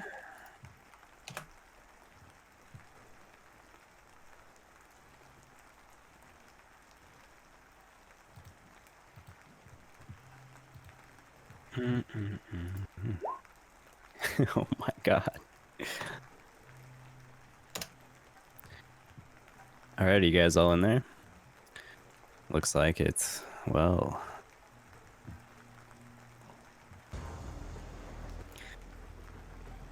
Okay, well the first to act then in the surprise round, Rohan. Rohan is targeting this guard right here. Perfect. He's going to put Hunter's mark on him. Okay. And he's going to run up and attack with 2 silver short swords. Okay. Go ahead and roll to hit, my friend. Can't. There we go. Wait, why can't? I'm having a hard time selecting him and moving my mark. There it is.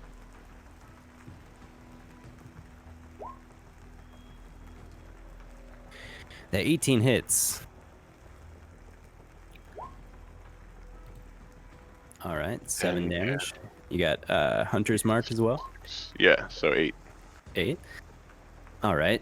So Rohan, you come in and your first slash, you like slash him across the chest, and he lets out a yell. And your other attack, perhaps because he yelled so loud in your face, you kind of like make a swing, and you actually lose your short sword. It goes flying off and sticks into the mud like 5 feet away from you. Shit. Yeah, it sticks perfectly in. Anything else? Nope. Okay. Ghost. Oh yeah. Oh, do we have advantage? Because it's surprise. Surprise round. Well, it's because we'd be hidden. That would be the reason. Yeah. Well, that would change all of Rohan's. So I'm gonna say just roll it straight, guys. And I'll look into surprise rounds moving forward. Yeah, typically that only applies on ranged attacks if the target does not know the attacker is present. Yeah. It's like when rogues hide and then shoot, they get advantage. Anyone can do that. Oh, okay. So it's only ranged attacks. Yeah, melee you reveal yourself because you're, coming up unless you specifically took a stealth action up. Okay. All right. So it's not going to cancel Rohan's turn. Then yeah, go ahead with advantage, Ghost. Sweet. Well, in that case, Thanks for keeping me honest with the rules, guys. Appreciate it. Ghost is going to unload on Mr. Axe Hand with advantage. I mean, he's carrying an axe. His hand isn't an axe. Oh, Mr. Fireball Hand. Rumored. All right. First shot, deadly shot. Ghost is looking at his hands and they're not tremoring and gets really excited and takes his first shot. All right, 19 is a hit. 19 damage. Holy smokes. Action surge. Man. 12. 12 doesn't do it, unfortunately. All right, I'm going to use my precision attack. Does a 16 hit? Yes. All right. 16 damage. Nice, man. And one more shot. 10. And I'm going to Nope. use another precision dice. All right. Holy 18. smokes. That's a hit. 19 damage. Good lord. Dang. Yeah. Yeah, 3 bolts in the back. 54 damage, guys. Is. And 3 that's bolts in the before back. Path to the Grave. That's amazing. That's as ghost assassin status as it gets right there. Very cool. 3 All crossbow right. bolts plunge into his back. Yeah. And Ghost is he just imagines that coin with Strahd's face on it, and just it goes right into the grouping that he pictured, and he's just looks at his hand and feels so invigorated. And I'm done. All right. Very cool. Very cool. Juniper. Would like to try something. Try it. Okay. This could be really good or really bad. I would like to attempt to cast Phantasmal Force on this guy. So you need the to commander? make on the commander. Cool. So please make an intelligence saving throw DC 14. He fails. Okay. So I would like to create an illusion that he is stuck inside an Iron Maiden, being stabbed and restrained. So do you want me to send you the information for Phantasmal Force because it's a bit lengthy? It basically it creates an illusion that does psychic damage, right? Correct, and he also believes it to be true, and he Right. can use his action to attempt to make an intelligence save to escape. Okay. He can also take 1d6 damage because he's being tortured by an Iron Maiden. Very cool. Yeah. So 1d6 is the total damage that the spell deals. Yep, each Alright. of my turns. And it's not my action, it just happens. Cool. Yeah. Go ahead and roll for that damage then. Sweet. Nice. 6. Very cool. Yeah, so those of you who are watching Ezek, he gets plunged in the back, and then all of a sudden he goes, ah, ah, ah. He starts flailing about. But he's like his arms seem to be constrained somehow, like he's in a tight jacket or something. All right, very cool, very cool. Anything else, Juniper? Okay, Manafaa. Alright, I will use 10 feet of movement to move right here, putting me 30 feet away from this guard over here. And I would like to cast Blindness Deafness. So if you would please make a Constitution saving. Yes, you're casting it on Ezek? On this guard, off to the side. I was going to do it on Ezek, great. but... Great. Yep, he is occupied. And that will be... Con save? Con save DC 14. He saves. Alright. And... as a bonus action, I will cast Spiritual Weapon. Okay. So you guys see this reliquary? Is that what we're calling it? Caged scroll up here next to the commander. Yeah, the spiritual weapon though is a giant quill. Oh, a quill. Yes, Yes. That's right. That's right. With magical runey-like things circling it. Very cool. All right, is that it? That will be a 17 to hit with the spiritual weapon. That's a hit. Go ahead. Roll damage. 6 points of force damage. 6 points of force damage.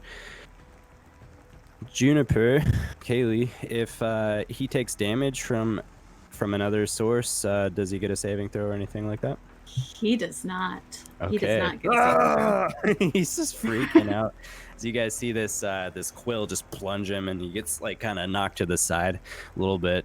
And that's going to bring us to the top of the regular initiative now. God help these fucking guards and the commander. Rohan.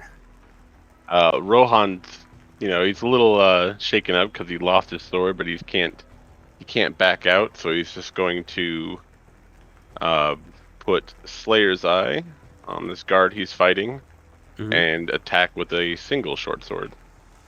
Okay. No weaknesses, just a standard human in armor. Oh. 19 hits.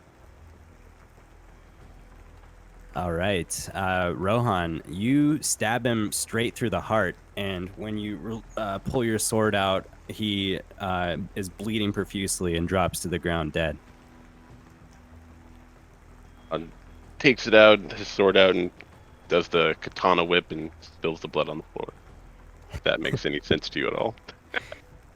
I think so. Okay, cool. Anything else? No, that is the end of his turn. Ghost. Ghost yells, "Move towards Manafaa!" to Rohan. Is that okay before his turn ends? Do you do it? I mean, depends on the DM. You yell out on your turn, Ghost, and Okay. Rohan's turn is already concluded. Oh, okay. All right.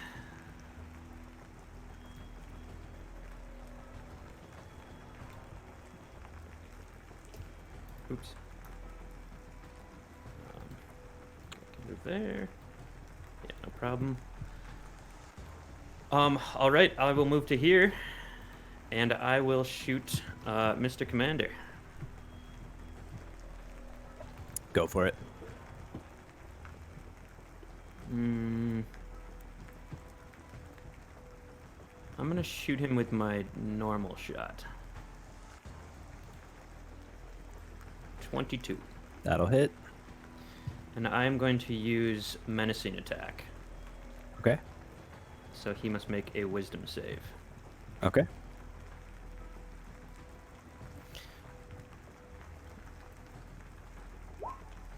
He fails.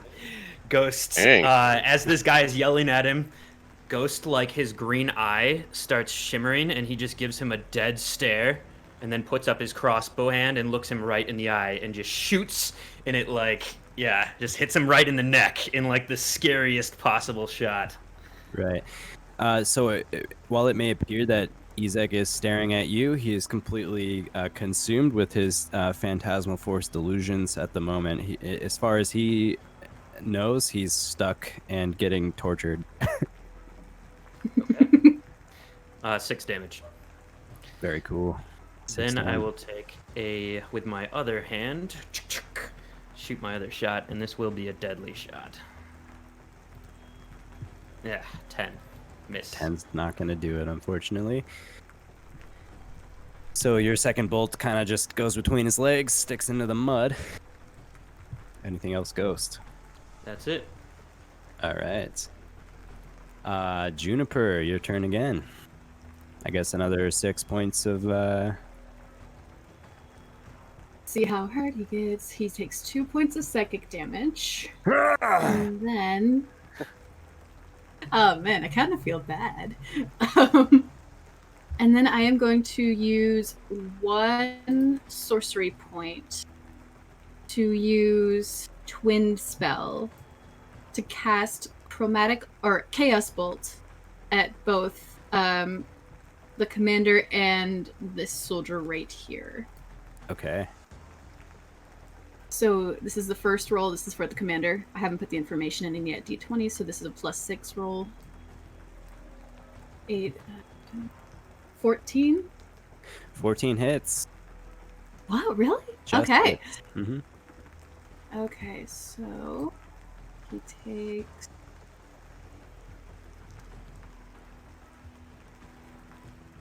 9 plus 5, 9, 10, 14.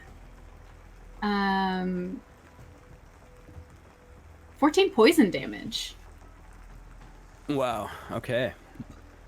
You see And Commander then- Ezek, and he looks brutalized at this time, guys. And then one more time to this poor sod right here. Oh, 9. Not gonna do it. Okay. That will be my turn. I will stay where I am. Okay, Manafaa. Okay, I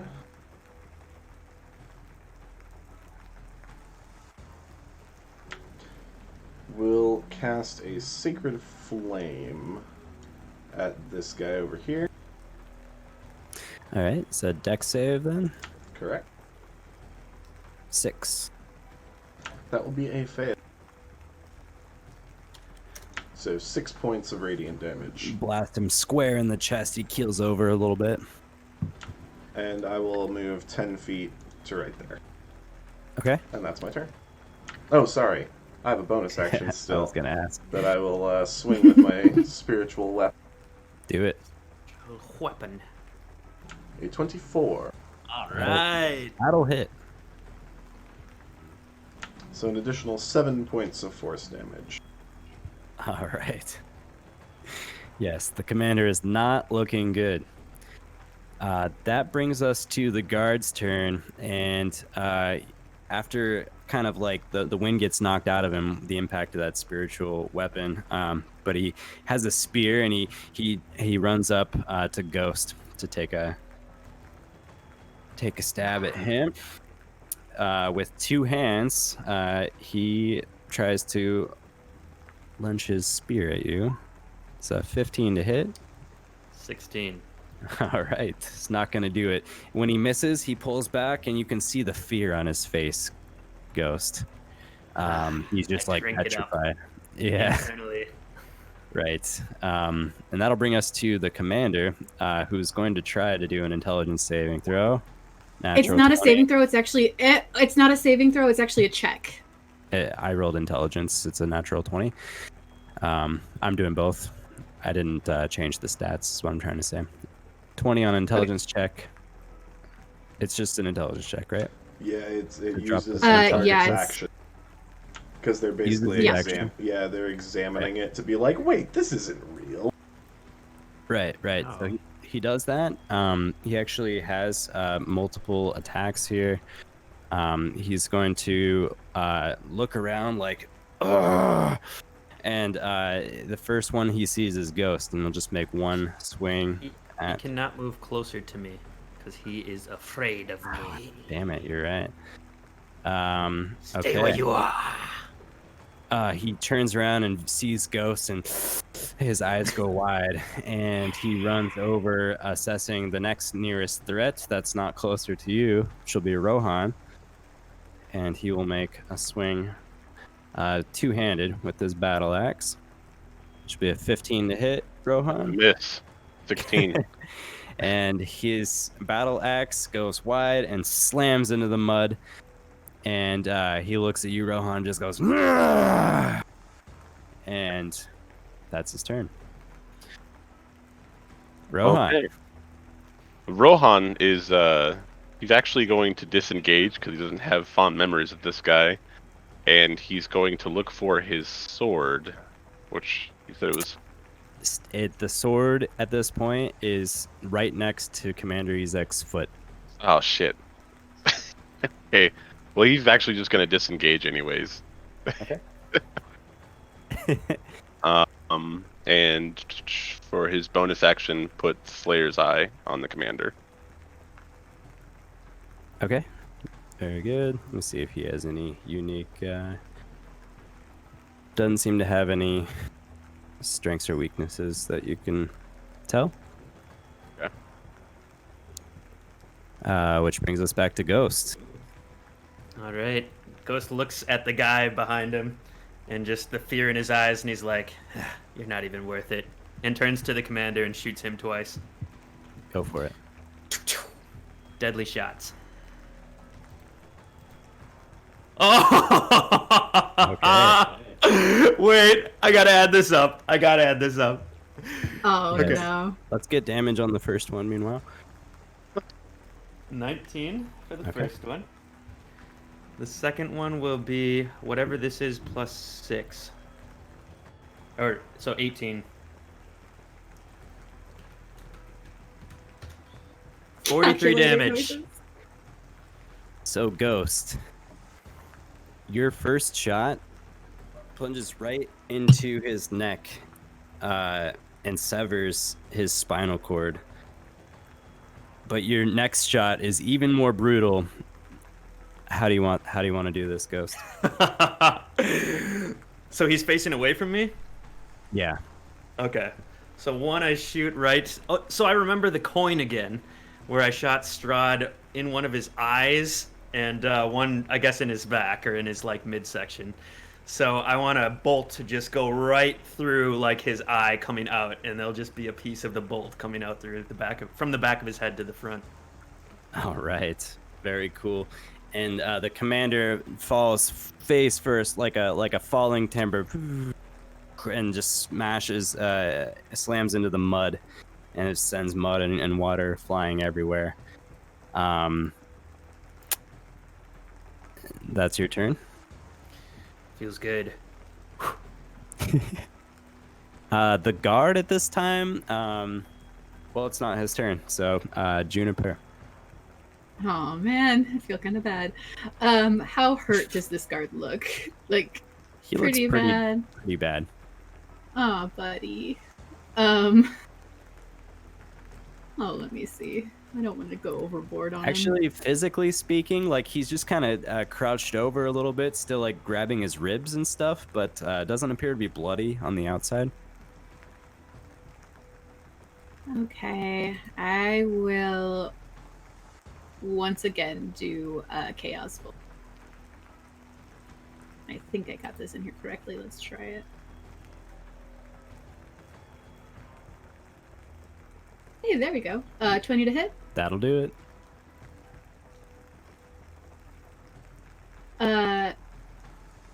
Doesn't seem right. Oh, I put that formula in wrong. Okay, sorry. I will do this the right way. 8 plus 8. Juniper, how do you want to do this? 13. Hey, oh man. Oh, it's been a minute since she's actually killed somebody. What kind of damage? From her little corner, it's gonna be a 7 and a 1.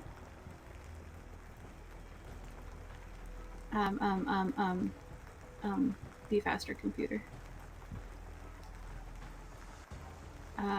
Oh no. It's psychic damage. So I am going to hurl this purple staticking ball of electricity just straight at his face, where he just sees like the worst imaginable, like his worst fear, all of his life's failures, like just everything just shooting straight for him. And he dies thinking about all the terrible things he's done in his life and all of his regrets. And I am going to make a wisdom saving throw for Miss Juniper for something. All right, so the guard's final moments, as he was just about to say, "Please let me go. I have a family." He starts having all these images rushing in his mind, like, should have been a farmer, not a guard. Can't believe I let Susie go back in the day. She was really the one for me. I got a family now. My kids, what are they gonna do? And just thinking of all this and being stressed out, he just like and seizes up and just crumbles to the ground. Juniper doesn't care, but I care. And then as he dies, my eyes start to glow even brighter purple, and I start to reach for my daggers to go run to his dead body, but I think I'm able to breathe and control myself and keep myself where I am. Absolutely. Yes. If any of you happen to look over in Juniper's way, you might see a purple glow from her eyes very briefly. Well, you guys fuck those guys up. Oh my god. You are savages. On a morality check. Rolled a natural 1 on the morality. Yeah, Manafaa's actually going to go over to Juniper.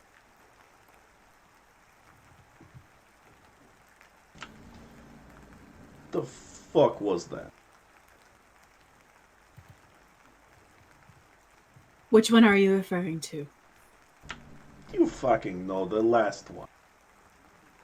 That was not under my control. Sometimes these things just happen, and I know what that did to him. Not under your control. You move your hands, you say the incantation, you send a spell. Look I do. at him, he was going to surrender. I know.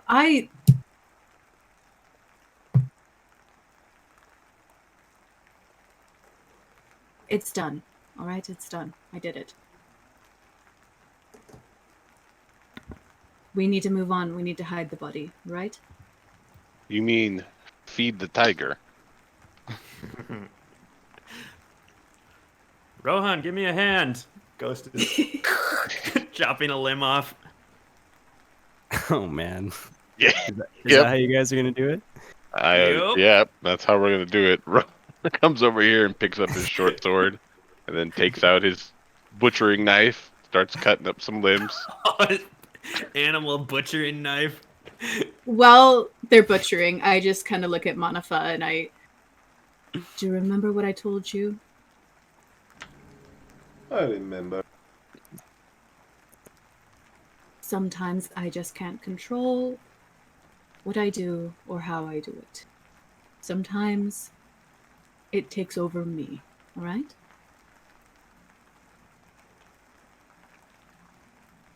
And bad things happen, which is why I would prefer to never get in a fight with you or any of our friends here. And I don't enjoy giving the killing blows. I'd much rather pass them on to someone else. If this thing takes control of you, maybe whether or not you fight us is not so much a choice you make. And I'll go and do a quick check on the 2 guards that were with the commander. See if I can't find anything identifying them.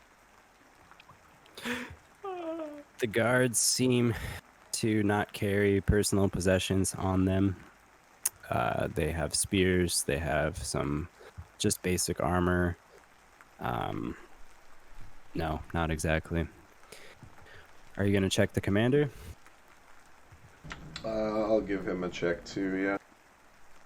All right. 1 moment, please. While he's There's checking, no, I'd just like there's to. no limbs on him right now. I was gonna say right now, Oh, Rohan just got done sawing through his giant arm. Like, what the hell? Look at this thing. I'll just do a quick periphery check to see if there's anyone if anyone saw us. Sorry. I make continue. a perception check, Juniper.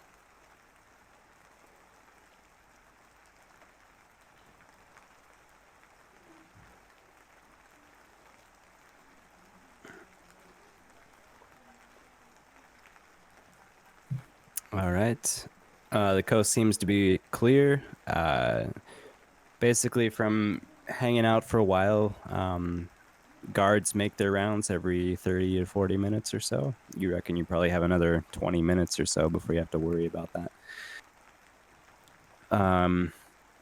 Okay, Manafaa, as you are investigating Ezek's possessions, he has, there's an iron ring that has keys on it. And strangely, there's a small doll, like a child's doll, that he carries with him. And it has a striking resemblance to Irina. Auburn hair, nice clothing. Bit of an eyebrow-raising thing, but those are the two things he has on his possession, in addition to the battle axe he's carrying. As you guys are looking at his arm, it's weirdly scaled. It truly looks fiendish, like it would be better suited on a devil. You are not too sure what to make of that. You guys, Ghost and Rohan butcher these bodies and slot the limbs and everything in the spaces, in the gaps in the wagon. And the tiger inside does not object to the meal you're providing. Oh, that's horrible. Oh God. Should I'm we not bust the involved in lock? this. I am staying by the entry and I'm keeping watch. I am letting them do this. I assume you're doing this with the commander and the guards. Oh yeah. Ghost, should we bust the lock to make it look like somebody let the tiger out, or the tiger got out, or do you think it's good if we just stick the body parts in? I think we should leave the bones in there. No one's gonna check it out. The only problem is if that guy, Rick Tavio, comes in looking for his tiger and finds a bunch of bodies before we're supposed to stage this thing. Right. So if we bust the lock or do something like that, or I don't know. I don't know how much. Because we can't hide that big freaking axe. I mean, unless somebody wants to take it. Well, if we put You can bury it. That will also be good for all of the meat bits that the tiger does not want to eat. Besides these two. Gesturing Alright. to the two regular guards. They so were we're caught gonna in the break. crossfire. But breaking out the tiger is gonna wreak some havoc as well. Is that gonna be our distraction while we run back? My guess is that once we actually break the lock, the tiger's going to be so full, he's just going to go to sleep. I don't think he'll bother anybody for the rest of the night. Isn't that right, buddy?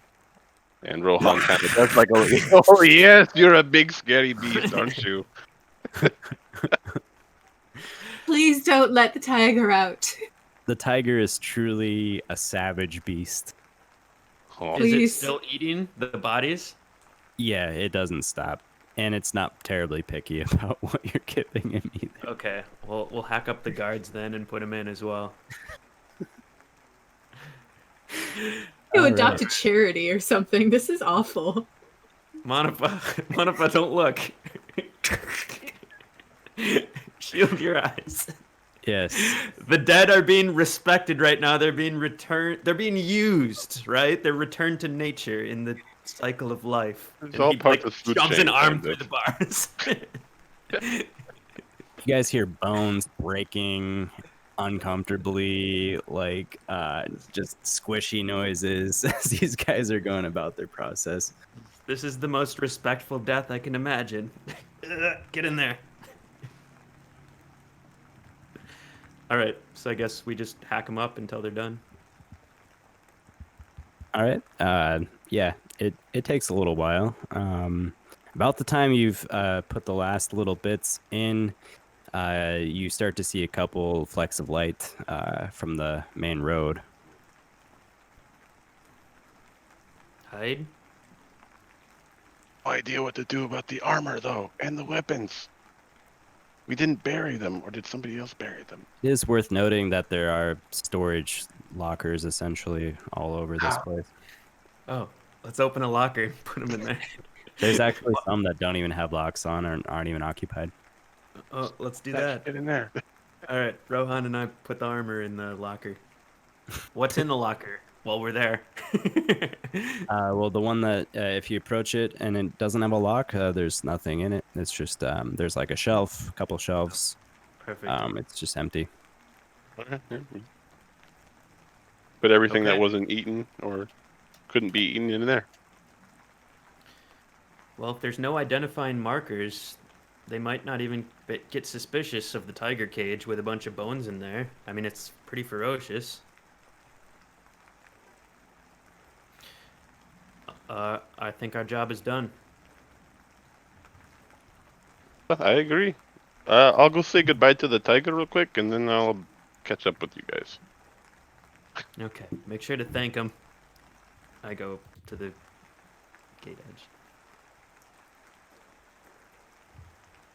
All right. I'm gonna move Rohan, was over. there anything you wanted to do in particular? Oh, no. I just wanted to whisper some sweet nothings to the tiger, tell him he's a cute little boy, and maybe give him a nickname. Oh, yes.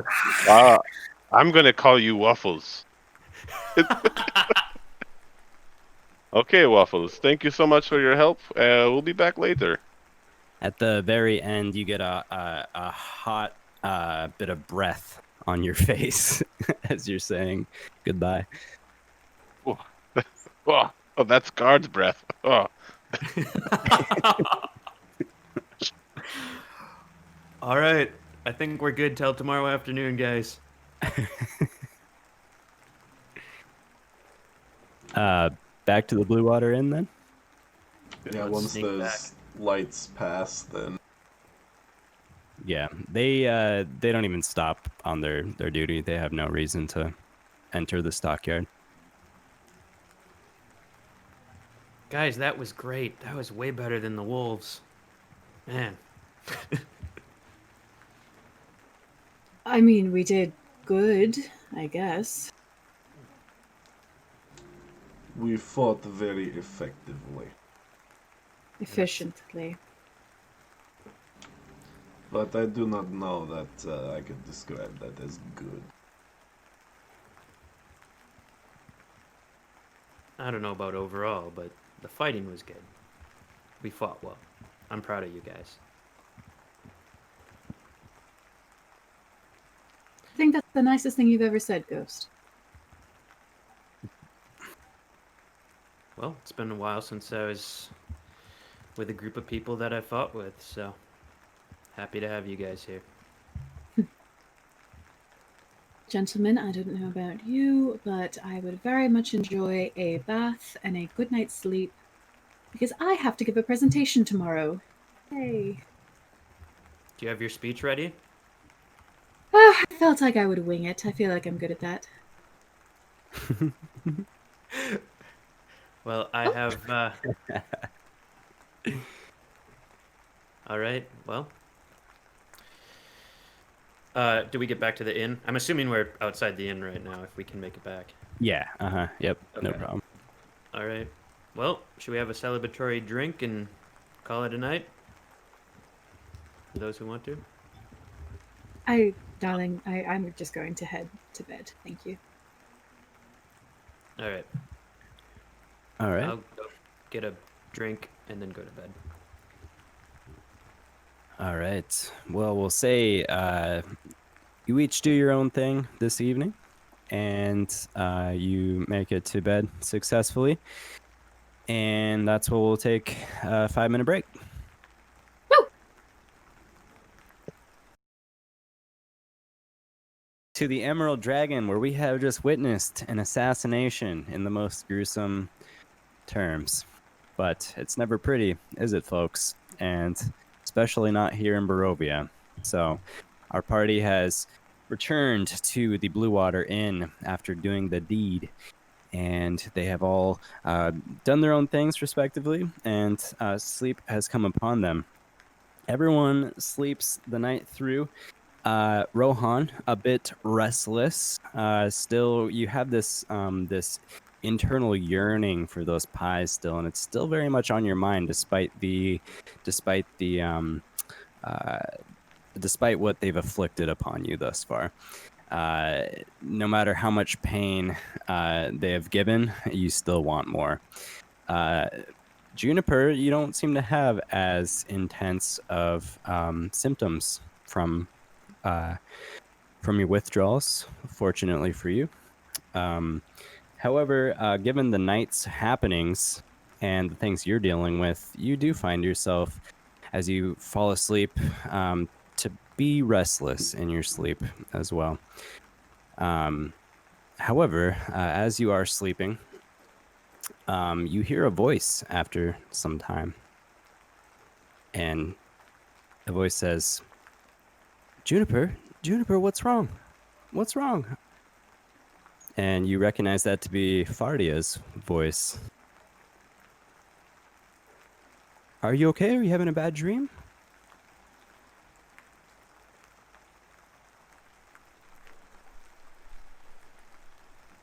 Where are you?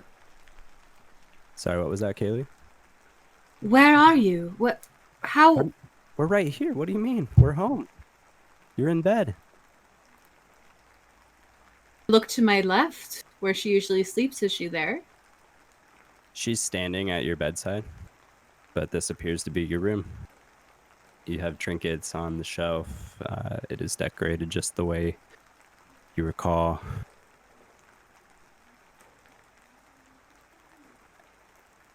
And what happened, dear? I don't know. I've been up for a little while. I could see you're tossing and turning. Is everything okay? Were you having a nightmare?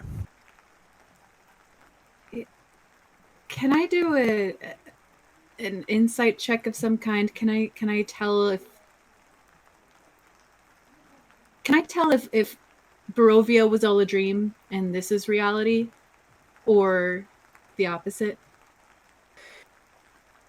Make an insight check, Juniper. What an amazing feat of dungeon mastering that would be if I just did some Inception shit on you guys, wouldn't it be? You said insight? Yeah.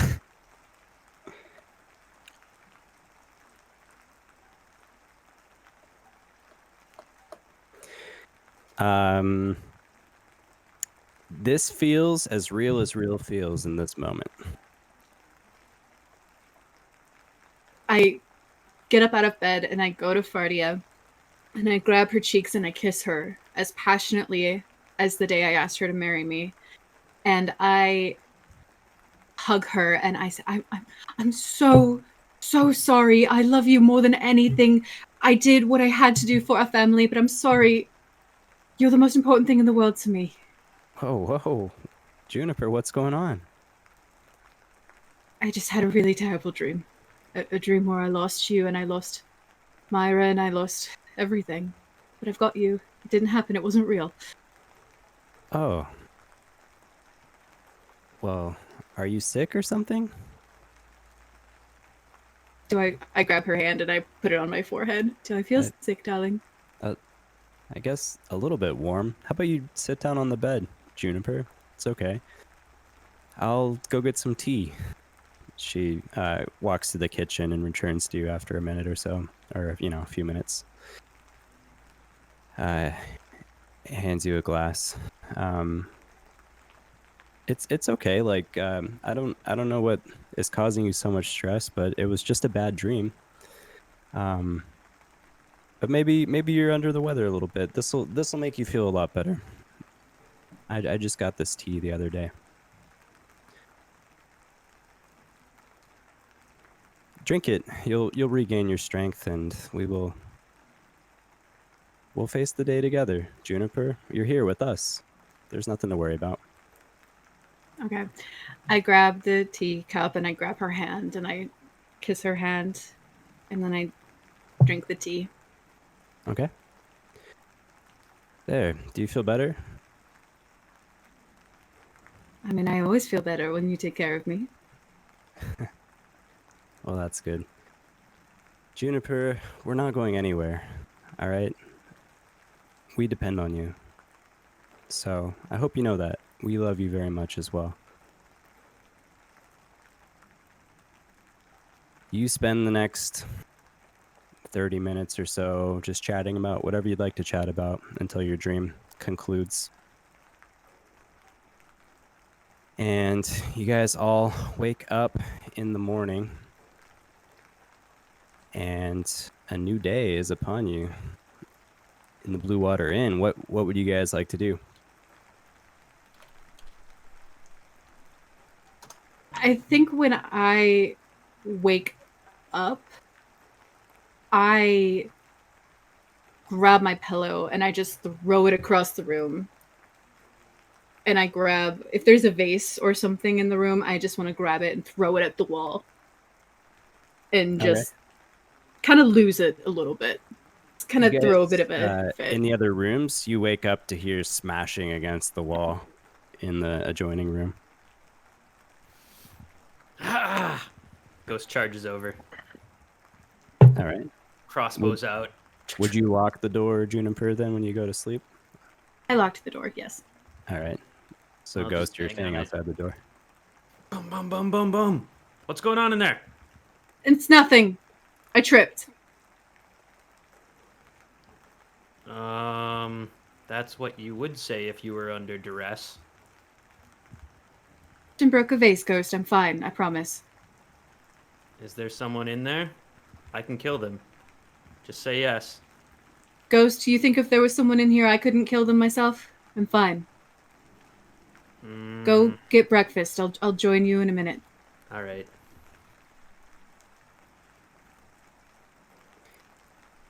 Was there any kind of like tub and hook based drip drying arrangement in the room? Yeah, sure. Whatever you could imagine. Okay, cool. Then before I went to bed, I hung up my vestments and whatnot so they could all dry out from the rain last night, and then I'll just get dressed in those rather than my armor and head down to find something breakfasty. All right. Yes. Their their breakfast menus, pretty much their lunch menu and their dinner menu. So Yes. we got some beet soup left over. Rohan at the counter. What's for breakfast? No, don't tell me. Don't tell me. It's beet soup again. We have wolf steaks too. Eggs and wolf steak? At this time, walking from behind the kitchen area is a rather large man with, he's got a heavy beard with wisps of gray in it. And he looks at you and he says, "There's nothing wrong with the wolf steak for breakfast." And Danica says, "You haven't met my husband yet. This is Erwin Martikov. Fantastic cook, wouldn't you agree?" I have been loving every dish, I guarantee it. But about that wolf steak, now are there eggs with it? Yeah, we can fetch you some eggs too, and do some steak and eggs. Then here's my gold pieces, take them. I have a craving for steak and eggs today. Thank you kindly. I'll get right on that. Any other steak and eggs then coming up this morning, folks? One for me as well, thank you, sir. I got the gold guy. It's on me. And anybody else that wants it, here is 4 pieces. I'm in a good mood. That's very generous of you, Rohan. So now that you met the family, that's Danica, Erwin there, and the 2 kids that you've seen running around the place. Wow, what a magnificent beard. Yeah, wow, Yeah. You're on they're your way, like- Alex. So after some time, they bring you your breakfast. Probably start heading downstairs about this time. Just kind of tried to make myself more presentable. tried to- Rictavio comes in at I was this at Just this gonna point, go looking for him. and he actually he brings his he has another red sack with him, and he hands it back to Danica. He says, "I don't know why, but Buttercup is not very hungry this morning. You can maybe just hold on to this wolf steak, and we can try it later tonight." Okay. And he walks across the room and up the stairs. I go back to my room. Buttercup. Oh, it's like, that's a better name than Waffles. I like it.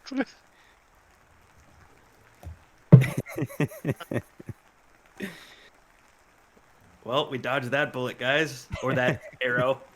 We dodged that arrow.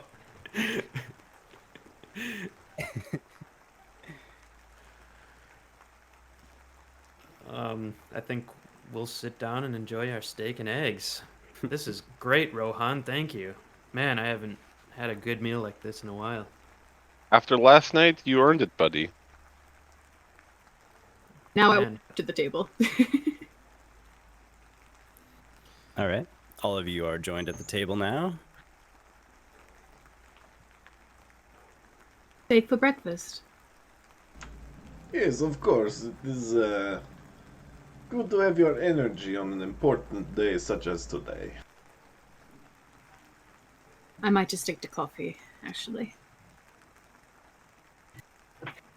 Oh, you're I know. gonna be fine, kitty. Don't worry.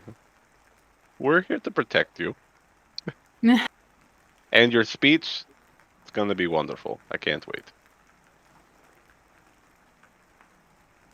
Normally I'd say I'm not worried about needing protection. But I will admit it's nice to know that I've got the 3 of you behind me, just in case shit hits the fan. And public speaking is not a worry. Don't even worry about that.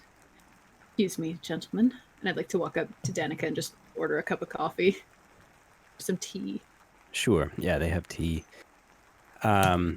Just curiosity, from Ezek's possessions the night before, did you grab both of those things, or I did, yes. the doll and the keys? Okay. Have you taken a closer look at the doll at any point? I would have when we got back to the. All right. So you inspect the doll, and other than bearing Irina's likeness, you see one thing that stands out to you. There's a tag on the doll, and the tag says, "If it's no fun, it's no Blinsky."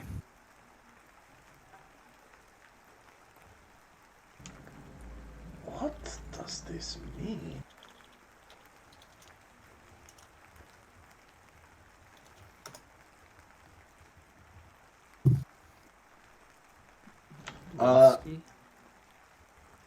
Yeah, I'll show it to Rohan and Ghost and see if they have any idea what that means. Neither of them would know, actually.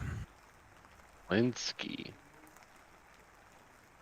Come back with my tea. It's like, Doesn't what are we all sound like a looking at? gypsy word. I'm trying to figure out what Blinsky means. I don't think that's a Vistani word. As Danica is coming over with a cup of tea for Juniper, she overhears you, says, "Oh, Blinsky, yeah, Gadolf Blinsky. He's a toy maker here in town. He does pretty good work." Oh. Well, that is good to know. Thank you. Most welcome. Where's his shop at, Danica? That's over. If you head towards the Burgomaster's mansion, you'll pass right by it. Thank you. I'll check it out. I like toys. They're fun. All right. So after some time passes, you guys kind of casually eat your meals. I guess, yeah. So they start. The Martikovs start to get their children in order, ready. It's like, all right, it's time to start heading over to the town square. You guys, would you like to walk with us, or just see you later? Um, I do not know how often travelers come through, but is it common to see travelers if they do wearing armor, or would the city be more comfortable if I stayed in these clothings? It's up to you. People wear all kinds of things. Okay, thank you. At this time, walking down the stairs comes Rictavio again. Looks like he's a little freshened up. He's like, "Oh, Rick, I've got my show coming up. I'm very excited to share with you. I will see you there." Oh He yes, walks. Rictavio, I'm looking forward to it.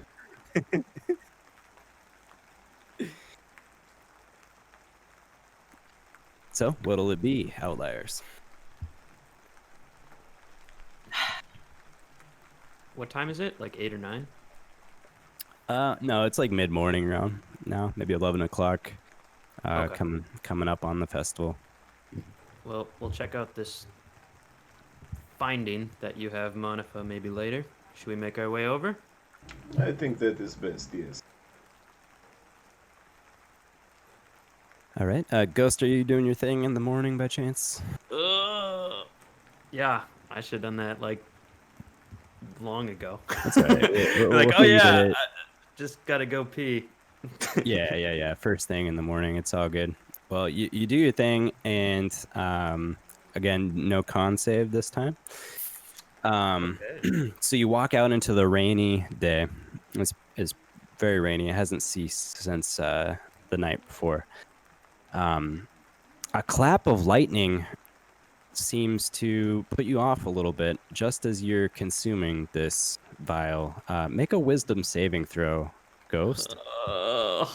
Wisdom. Ah! All right.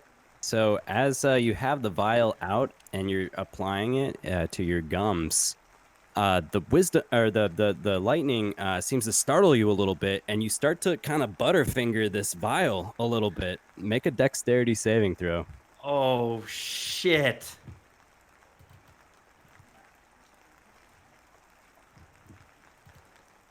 $15? The vial flings here and there and here and there, and then you clasp it with two hands. And luckily, none of it spills out.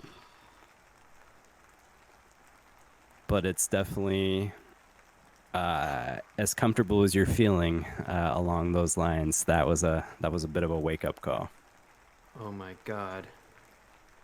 I look at it, cork it really quickly. How much of it is gone, by the way, as I look at it this time? So since you passed your save, all right. If you failed your save, I was going to make you roll a d100 and just subtract that as a percentage from your vial. However, you passed your save. Roll a d20.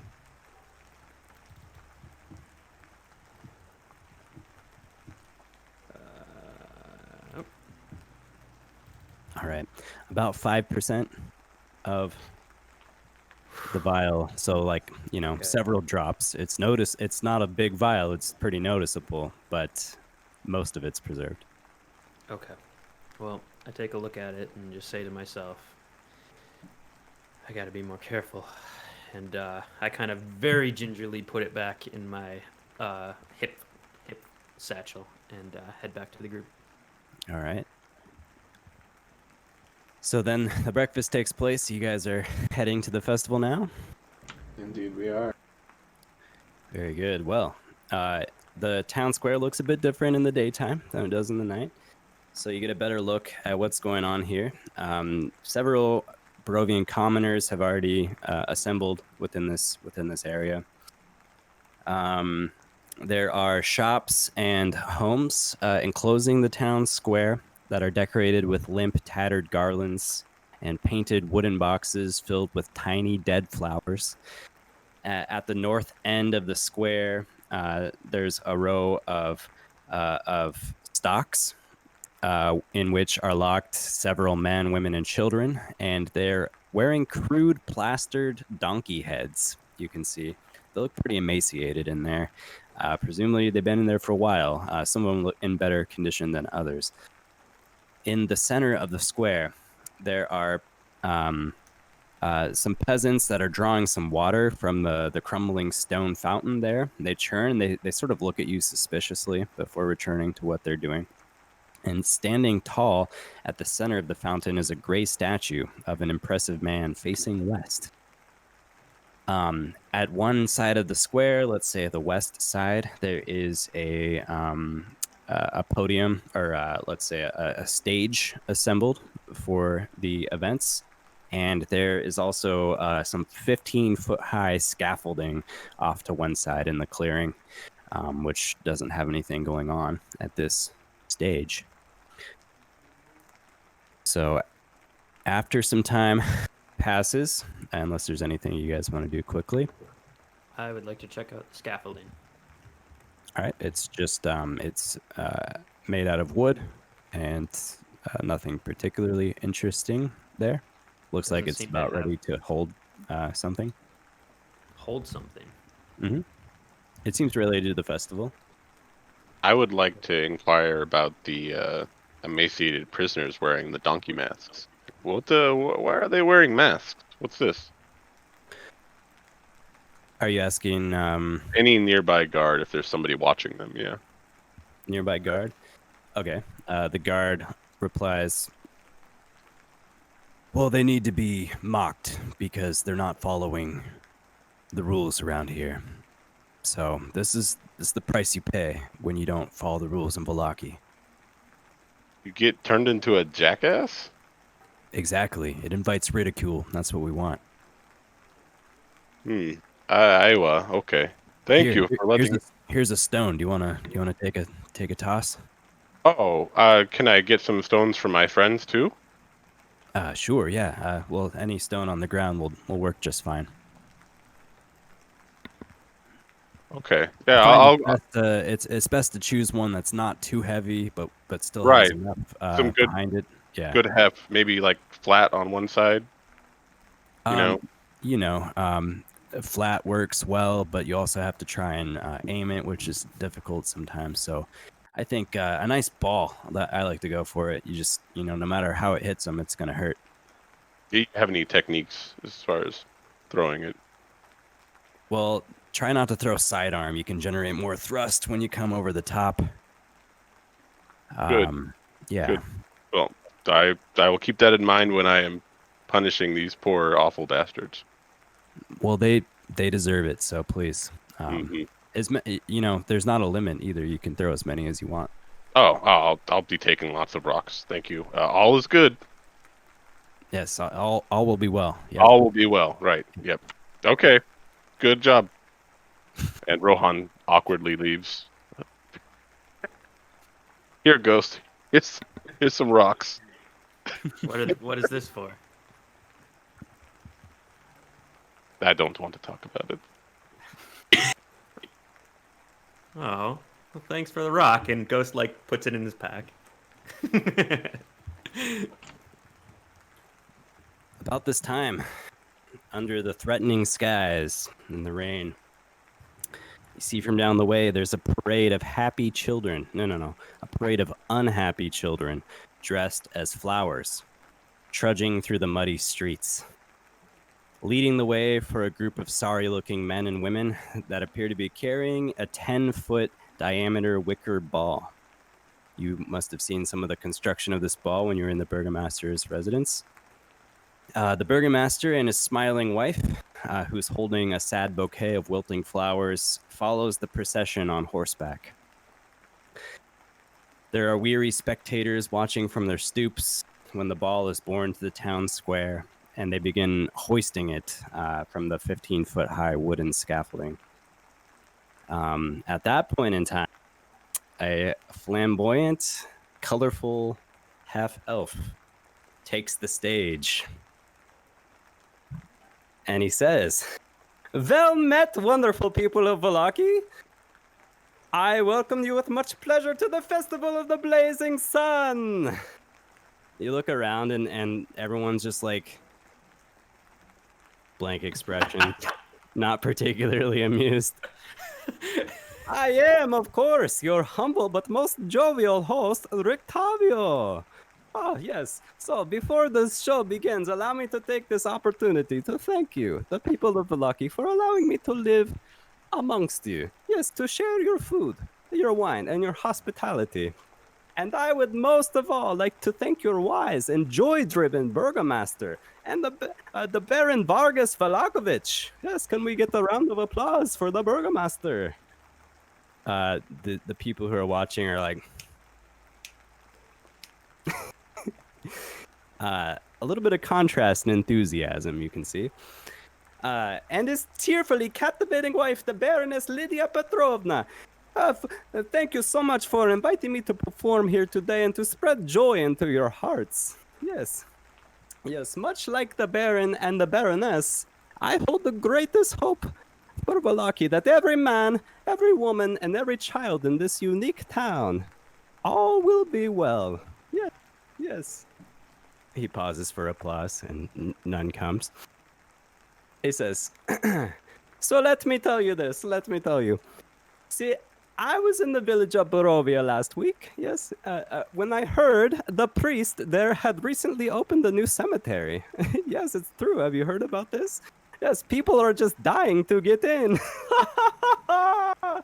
Oh, yes, Rictavio's got the jokes. Oh, yes. He's a comedian. Man. Yes. Oh yes. no. So, Ghost reaches back in his pack for his rock that Rohan just gave him, and just I put his pulls. arm down. The tavern in Barovia is such a strange place. Yes, I was there, and close by there was a little skeleton man. He was waiting to be served, and the barkeep asked him, "What can I get you?" And the skeleton replied, "I'll take a mug of ale and a mop, please." Yes, yes. And right in that moment, I'm not even joking, ladies and gentlemen, a zombie walked into the bar. Yes, and then into a chair, and then a table. Oh, yes.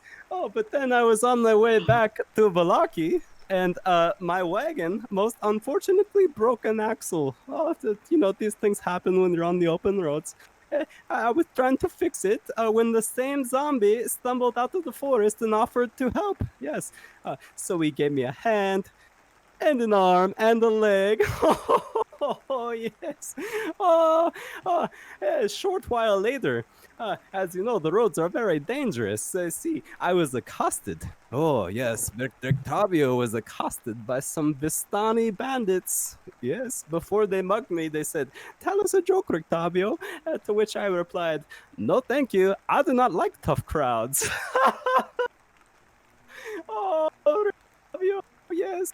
Oh, yes. So sometime later, I fixed my wagon, and sometimes later, I arrived at the gates of this joyful town. Yes, where I was greeted by wolf heads on pikes. That was, so they looked receptive enough. So I told them some jokes, and they giggled a little bit. But who am I kidding? They loved me. Actually had them howling all night. Oh man. Again, in the crowd, everyone's like just looking as blank. But at this point, throughout this whole show, the burgomaster's laughing his ass off, and every time he laughs out loud, his wife chimes in too, like with this kind of nervous laughter, just following his lead. Rictavio. Manafaa is also laughing at all of these jokes, not like uproariously, but like He's just sitting there chuckling to himself. Juniper has a pitying look. Rictavio continues, says, "Hey, I must say, in all seriousness, I really adore the inn here. The Blue Water Inn is a very great place, but I found out it was haunted until recently, when the resident ghost left quite suddenly. Yes, apparently he went looking for stronger spirits. Yes. Oh. Okay. Oh. But at least here in Balaki, we appear to be safe from the Dark Lord. Yes, that's very good. Because I heard he can be a real pain in the neck. Ha! Yes, but I feel rather sorry for the Dark Lord. I know it's a controversial opinion. It really is. I feel sorry for him because being a vampire, it wasn't his first vocation of choice.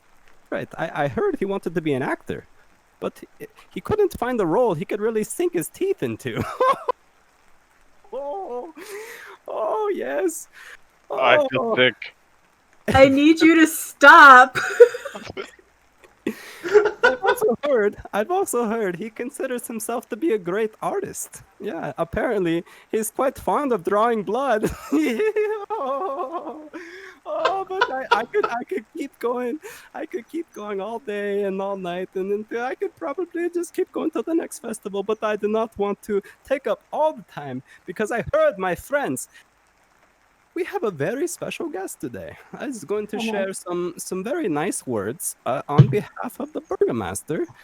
So please, do we have one Juniper Jet that would like to join Rictavio on stage?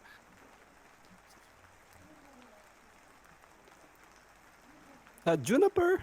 My computer just froze. Where is Juniper? We seem to have you. There it goes.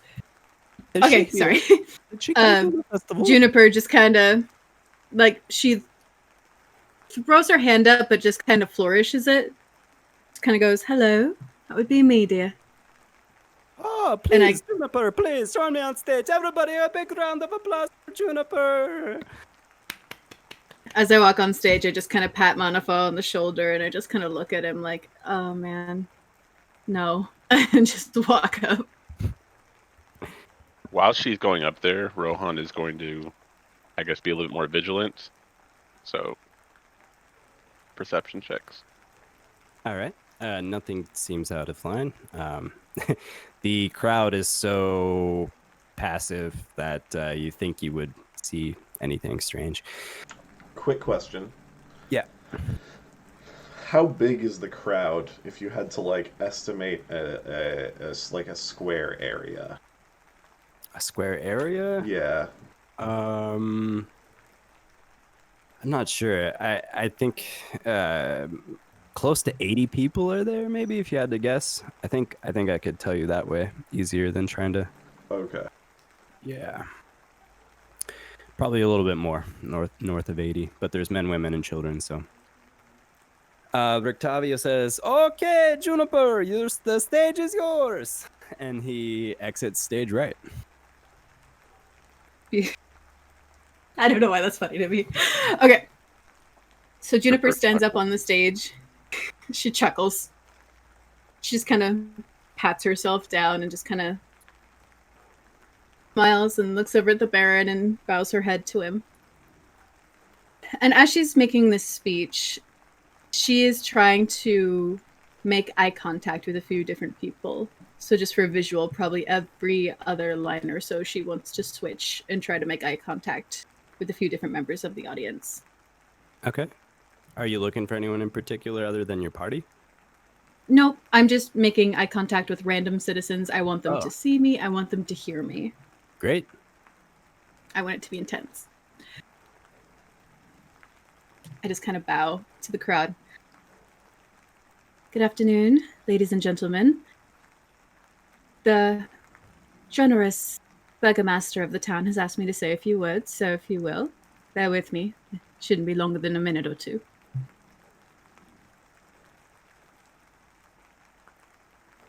Where I grew up, a beautiful sunny island far away from here, we had no shortage of our own festivities. It felt like every week or two we had something to celebrate, be it the changing of the seasons or the falling of our first rain. In fact, the night I left, I sailed into these unknown waters, and fireworks littered the sky, and processions of flames and floats marched the streets. These celebrations of ours were fun and memorable and enervating occasions. And as I walk through your village, witnessing, as I understand it, your weekly festivities, I can see exactly what these events are doing to your town. I can see how hard and tirelessly your leader works to perfect these soirees. How hard he desires your happiness. And when I say those, I look at the burgomaster and smile. And then I look back to the crowd. As someone who grew up around her fair share of parties, I have this to say to you. These festivities should bring smiles, should bring joy, should bring you happiness and the memories that you will reminisce in old age, so much joy that it is simply oozing out of your soul. And I can only hope that each and every one of you are able to find utter euphoria through these festivities, as deemed it shall be by such an esteemed and wise leader as the Baron Vargas Olokovich. Once again, smiles and bows. After all, once all is said and done, all will be well. Thank you. And I bow. Oh! The burgomaster approves. Make a performance check. Up, up, up, up, up. Up, up.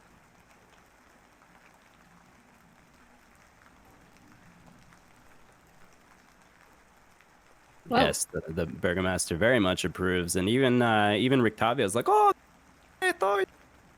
And you even get like a few what appear to be genuine claps from the crowd. The rest, a good portion of the crowd, though, blank expressions the entire time. So as Excellent. you complete your speech, the burgomaster declares, "Let's begin then." And the townsfolk start lining up and splashing, take turns splashing the wicker ball with oil.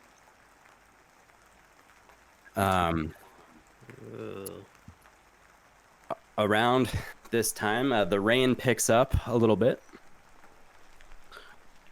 The burgomaster comes down from his horse and grabs a torch from one of the guards. And as he is approaching the wicker ball, the torch begins to sputter a little bit with the rain. And he's like, "Not to fear, all will be well, all will be well." And he continues to approach the wicker ball and finally stands right in front of it. He thrusts the torch into the wicker ball, or beneath the wicker ball. And you guys can see little whiffs of flame coming up from the underside when a clap of thunder comes overhead, and it just starts pouring rain, like torrential downpour. And the rain extinguishes the flame on the wicker ball. And the burgomaster withdraws his torch, and he says, "All will be well." And the torch goes out too. And in the silence and in the rain, you hear some laughter from the side. And the burgomaster whips his head around. "Who was that?" And some crowd kind of parts out, and it's one of the guards. He's like, "You dare bring unhappiness upon this festival. Chain him up Chain him up now. Some of the guards rush over on this guard, shackle him around his feet, attach him to the burgomaster's horse. The burgomaster gets on his horse and starts to parade around as this guard is being towed behind him. Another voice comes out. Fiona Wachter.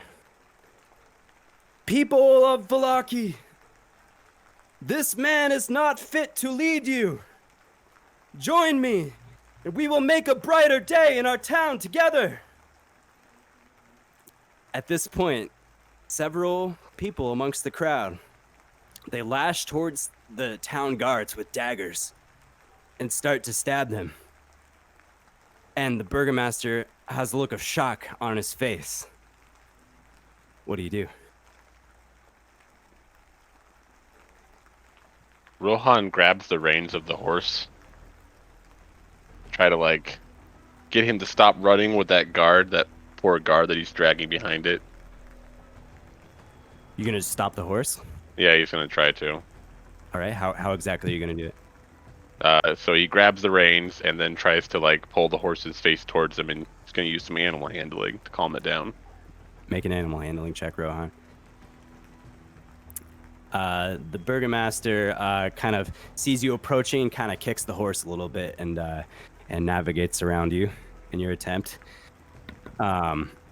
At this point, like, the commoners are starting to get super mad too, and you see, like, several of them are jumping on these town guards that are being stabbed.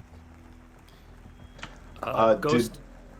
Sorry, go ahead. Ghost is gonna get out his crossbow and take a shot at the burgomaster. All right. Did Juniper return to the group? Yep, she would have been in the crowd, probably next to you guys. Okay. I'm grabbing Juniper, and I'm saying, get to the burgomaster's house. His son is in there. I don't think this crowd is gonna stop with just him. I can delay them. I can delay them for 1 minute. 1. That's... What do you want me to do? Just Get take the him out of kid town? out. Get the kid out. We can... All right. You are good at being sneaky. I don't know. But do you want the blood of another child on our hands? 1 minute. 1 minute. I will start it if they start moving that direction. If you need me, just can you shoot something in the sky? A firework? A ball of something? No, I cannot. It Well, will if take I all need of you, you'll see an orb. Alright, I will keep my eyes open. Right. And I take off towards the burgomaster's house. Ghost, as you take aim on the burgomaster, there's already a crowd of people that are surrounding his horse, Oh. trying to pull him off of the. I was gonna help with that if they need help. You're gonna try to pull off the burgomaster too? Well, I can knock him prone from his horse, so I believe that dismounts him. What would you like to do? Shoot? Try to get him prone that way? Yep. Okay. Make an attack roll. And I'm gonna, if I hit, use my superiority dice. I'm gonna grab you guys your tokens real quick.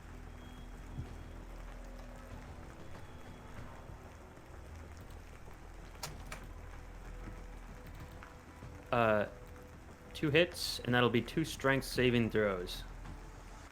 I'm not really Alright. trying to hurt him if I Guys can can- even do less damage. Sure. I just you wanna guys knock him position yourselves wherever you see fit. Where Strength would saves? Yeah. Where would the burgomaster been? Is this him right here in the middle? This is the burgomaster. Yep. Oh. Just pretend he's on a horse there. Okay. This upper left of this map, is that the way that would lead to the burgomaster's house? Correct. Okay. Upper left. All right. So both Manafaa and Juniper, you're booking it out that way then. So I am stopping right like here. Okay, cool. So yeah. DC 13, so he fails. So I believe he falls off his horse. He's tripped. Sure. Yeah, you get like a paralyzing strike in his hip, and it seizes up, and he just falls off of the horse, loses all of his stability. So he falls down off of the horse. And you're gonna make a damage roll for that first one, please. 9. All right.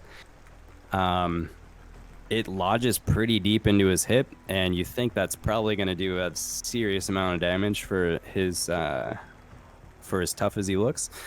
Okay. He falls to the ground, and he's immediately consumed, actually, by angry Barovian mob. Rohan, are you right next to him? Rohan was next to him, but he's trying to get the guard off this horse and pull the horse away. So once he fell off, he would take that horse as far away and get that guard off. Horse? The guard. The guard who's being dragged by. Oh, okay. Yeah, that one. Okay. All right. So without keys, you'll have to break the locks somehow that are around his feet. Is the horse tied with a chain, though?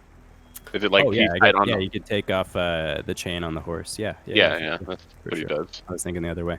Sure. I think that's easy enough. So you detach the chain. Mm-hmm. And the guard is there still. And you're hopping on the horse? Yeah, no, I don't care what happens to the horse after that. Fuck the horse. Oh, fuck the horse? Okay, no problem. So the horse kind of like, he's scared of all the commotion, so he kind of just runs off. Yeah. All right, what else are you guys doing? Anybody that's listening or any guards that are getting attacked, Rohan's trying to tell them to stop attacking guards. Like, hey, those are your neighbors, your villagers and friends. They're the guards. Leave them alone. Oh, they work for this devil. Oh, get them. I am taking dash actions to get to the burgomaster's house. All right, it's going to take a little bit. Rohan, make a persuasion check. Yep, that's the response you received. They're very, very angry at the moment.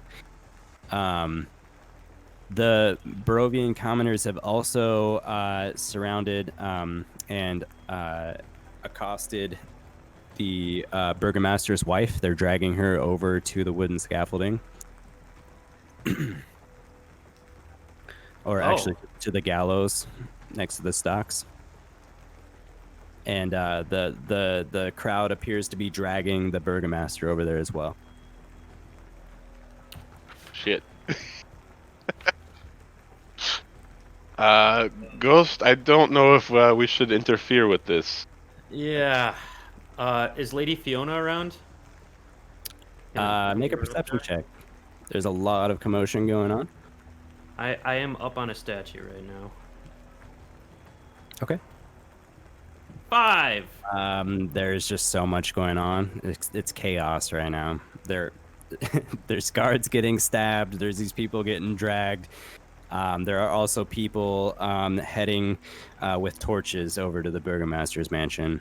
Oh, well, there you go. Okay, so that's where I come in. I am positioned right here. This token represents about 20 people. Okay.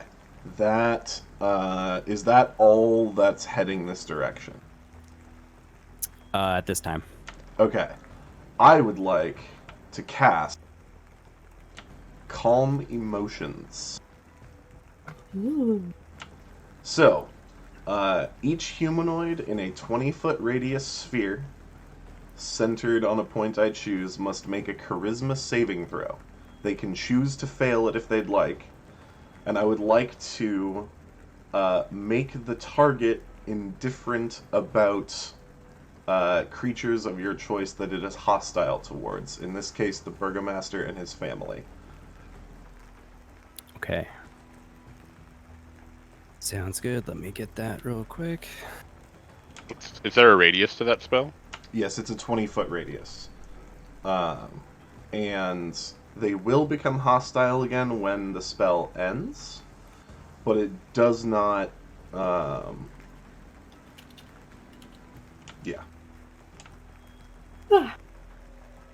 I'm just All right. basically trying to slow these people down. It lasts Tell me a minute. the save throw again.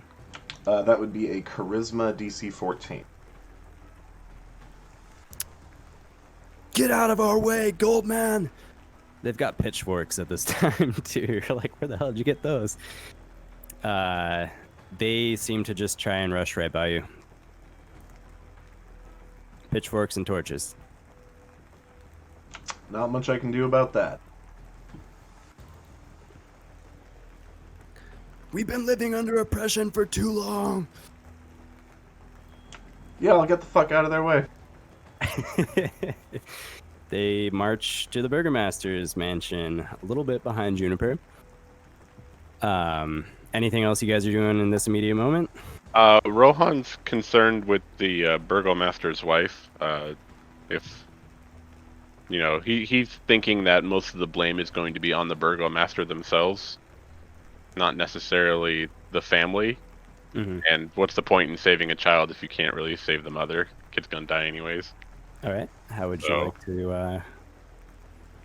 These are people that are like they've got bloodlust in their eyes. Yeah. I guess we'll What just happens try when you to. get spit on and shit on every day of your life? Guess we'll just try to pacify them with persuasion.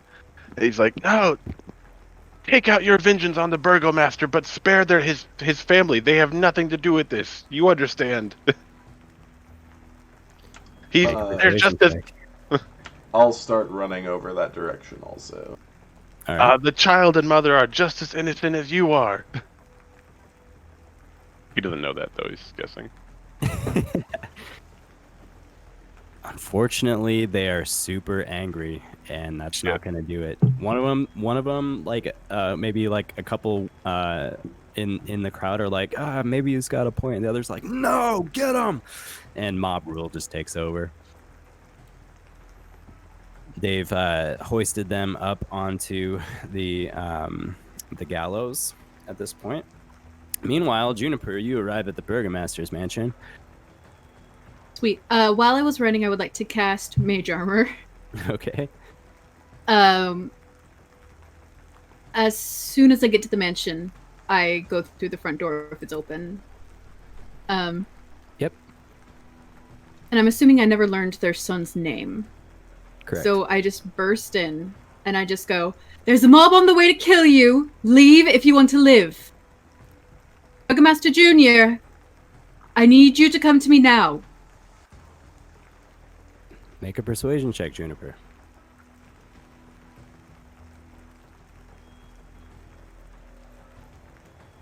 It's like 15. A few moments later, a young man comes down. He has like unkempt hair, a pretty skinny lad, about the same age as Lady Fiona's daughter. And he's kind of sulking. As he mentioned, he's like, what are you talking about? Your parents might be dead. There's a revolution in the town. I don't know your moral standing, but I cannot let another child die on my hands, so you're coming with me. And I grab his hand. Is there a back door? Okay, I guess I'll come with you. Oh, I hate this kid. Okay. Let's go this way. Okay. I let him lead me to a back door or something. All right. And I would like to try to find like the path of least resistance to get somewhere sneaky. Like I don't know where I'm going, but I'm trying to find somewhere to hide this kid and myself. Heading back westward towards the gate you arrived in town. That's away from the town square, and everyone's at the town square, so much anywhere will do. Okay, I start heading towards the gate that we came in, trying to be as sneaky as possible with this snooty teenager. All right, make a stealth check then.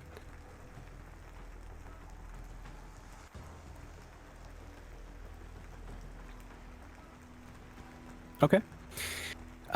There's really no one to catch you in the streets at this time. Everyone's truly at the festival. It's mandatory. However, when you're approaching the gates, you see there are still people, still guards at the gate. Back in the town square, ropes have been tied around the burgomaster and his wife's neck. Ghost, you can tell as the rope is tied around the burgomaster's neck, he's actually unable to stand. Such was your placement of your crossbow bolt. He seems to be paralyzed from the waist down.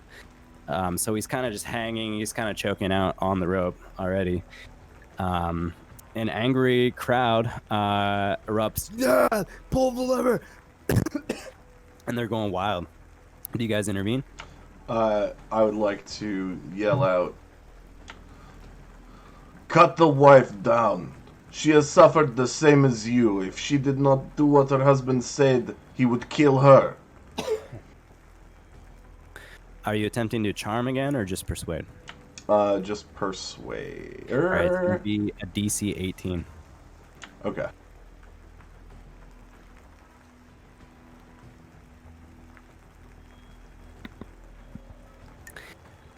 As you say this, one fellow looks back at you, but then he misses as another has pulled the lever. Both of them fall underneath the platform. Their necks snap instantly. The crowd erupts. Nah! It's a new day! Yeah! As you look around you, there are several dead guards in the town square, and some of the mob has just gone totally wild and started like throwing torches in some of the buildings. Just want to burn this whole bitch down. This is about how I thought it would go. Now what?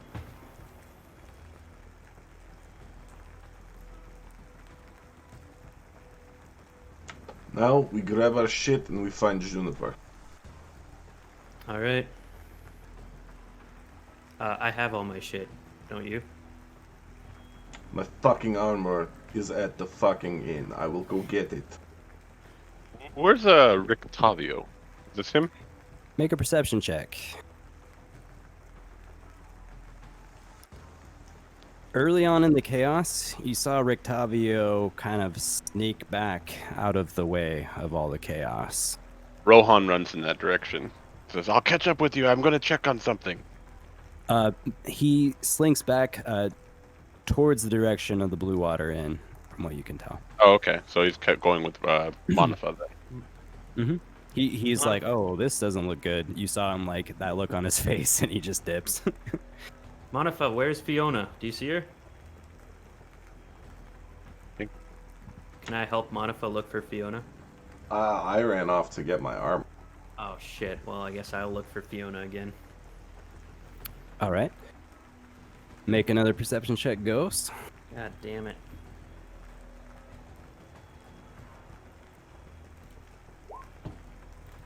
All right. There's still just too much chaos. All right. Everyone's running around, screaming. Shit's on fire. Pitchforks. Yeah. Well, all right. Another revolution. I head back to the Blue Water Inn. All right. So you guys are all now out of Ground Zero. And Juniper, what are you doing at this time? So I'm within view of the west gate, right? Like I'm really close to it. I probably grab the kid and I just run out the gate and run to the tree line. Which I think is pretty close to town, right? Yeah, it's not too far out. Okay. I just run to the very edge of the tree line and I grab the kid's head and I push him down into the brush with me. And I just look at him and I say, "Okay, we're gonna hide here until my friends come to find us. Otherwise, you will be beheaded. Do you understand me, child?" Yeah, I guess so. I do not like this tone that you're using with me right now. Do you understand? I said I guess so. How old are you? 17. Ah, fuck, one more year and I could have let you die. Right. So I hold the kid down. That's not cool. You're not cool.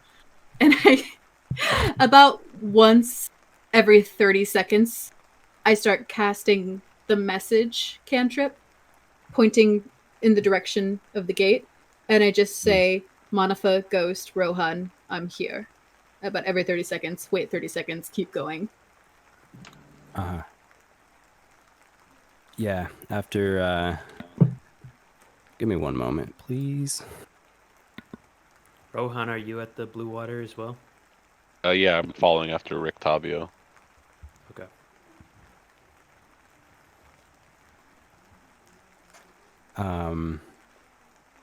So, Juniper, please make a wisdom saving throw.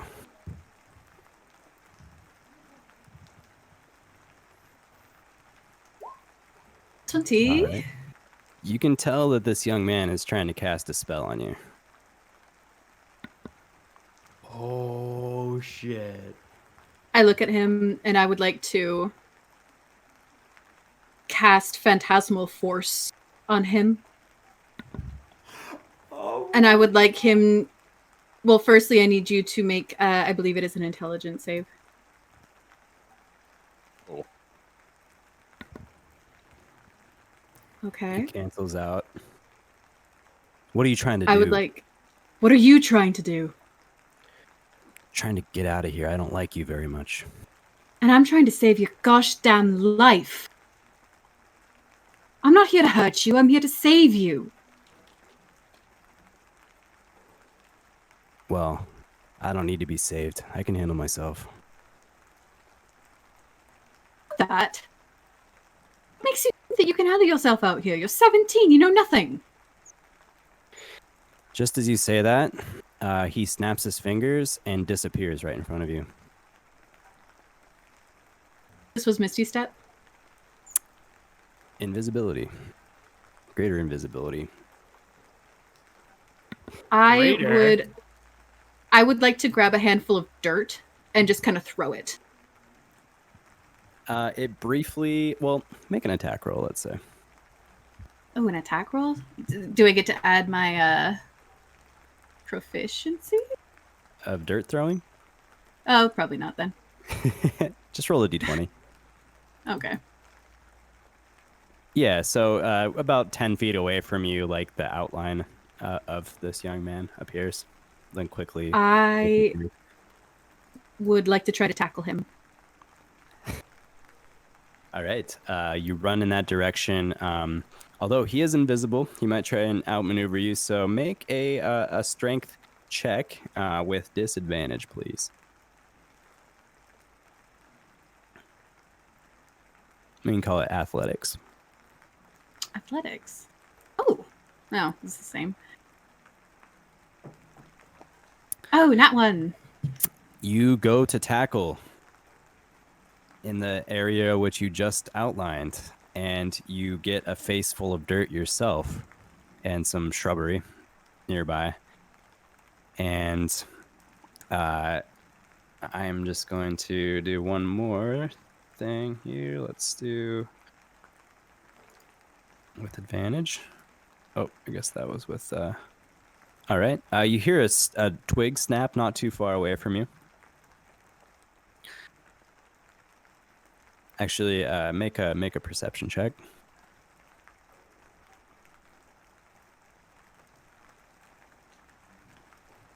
Option is 13. Just throwing that out there. All right, you're actively perceiving right now. All right. 17. Yeah. So you locate the area where he's at. If you'd like to try anything more, he's clearly trying to get away from you and doesn't like you very much. One more time, I'm going to try to jump on his back, kind of like a spider monkey.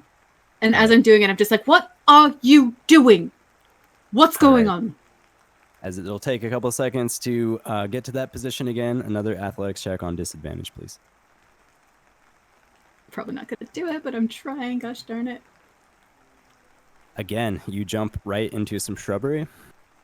And this time, it seems that he's successfully evading you.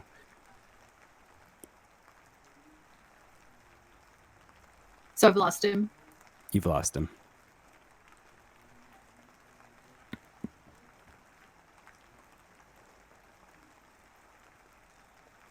You little shit. If I ever see you again,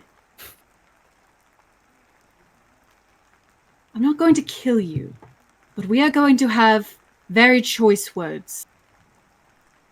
You will explain what you have done, and you will pay the price for being such a dick. Make an intimidation check, Juniper.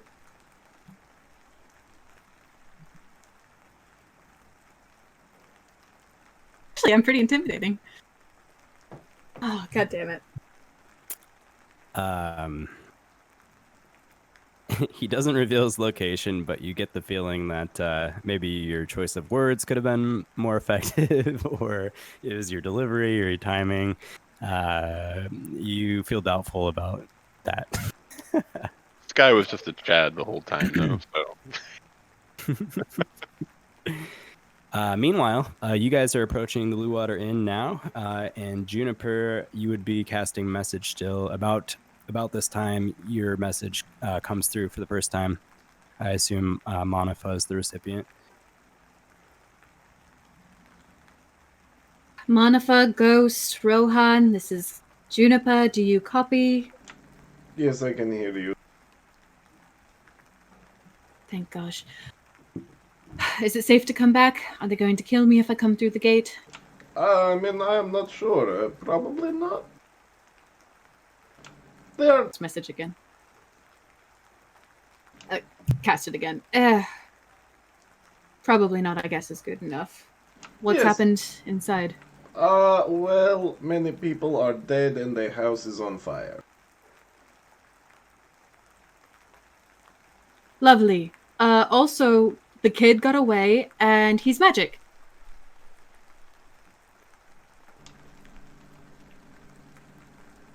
Manafaa starts speaking in a language that you don't understand, but you think he's probably cursing. Like to start making my way into the village, but I will stick to the shadows. I don't really want to be seen right now. you had Trying to Rohan. make my way Was back he to the able to inn. hear the message? If Manafaa responded, it was probably only him. Yeah, notable oversight during this as well. Father Lucian was amongst the crowd, so was Irina. They both fled early on once things started going down back to the cathedral. So you guys reconvene at the Blue Water Inn. What are you doing? I'm gearing up, putting on my armor, and grabbing my bag. I'm not sure what we're doing, but I want to be prepared for when we do it. And then I am...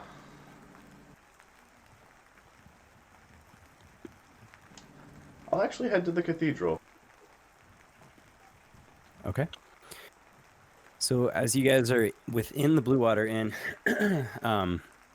you do see the Mardukov family has evaded the chaos as well. They're kind of huddled in one corner, looking pretty shook from the events. Oh, thank goodness you guys made it, Danica says. Are you alright? Yes, we're all accounted for. I can't believe we've lived so long to see this day. This is... I don't know what this is. It is something...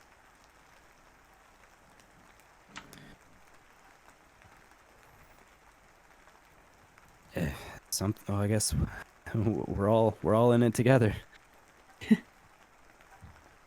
Stay low. Juniper, Rohan, Ghost, what are you guys doing? I probably see Manafaa just starting to walk off on his own, and I'm just like, hey, wait! And I just start following him. Yeah, if I catch up with them, I'm guessing we're gonna reconvene. Rohan is still looking for what's his name? Rictavio. Is he in the Blue Waters Inn? He's not in the tap room. He's gonna check the stable. He's not in the stable, and his horse Priscilla seems to be gone. Checks out. He's just gonna go inside and ask, Danica, did you see Ractavio? Was he here just a little bit ago? He was here briefly. He went upstairs and grabbed a bag and left. And he was by himself? Yeah. He didn't take his wagon. Well, at least I don't think he did. Oh well. Thank you. So, are you all going to head towards St. Andrews now? Sure. Yeah, might as well, yeah. All right. Well, as the party reconvenes and the town is on fire and there is a new burgomistress, that is where we will end tonight's session. Wow, what a time, you guys. That was a wild ride. I hope you guys had fun. Hope you all had fun out there. We're here at the Emerald Dragon. We play every Monday evening. We'll pick up next week with Tomb of Annihilation, and we will pick up here again, see what happens next in this Curse of Strahd campaign the week after. So until then, be safe out there. We'll catch you next time. Peace. Peace.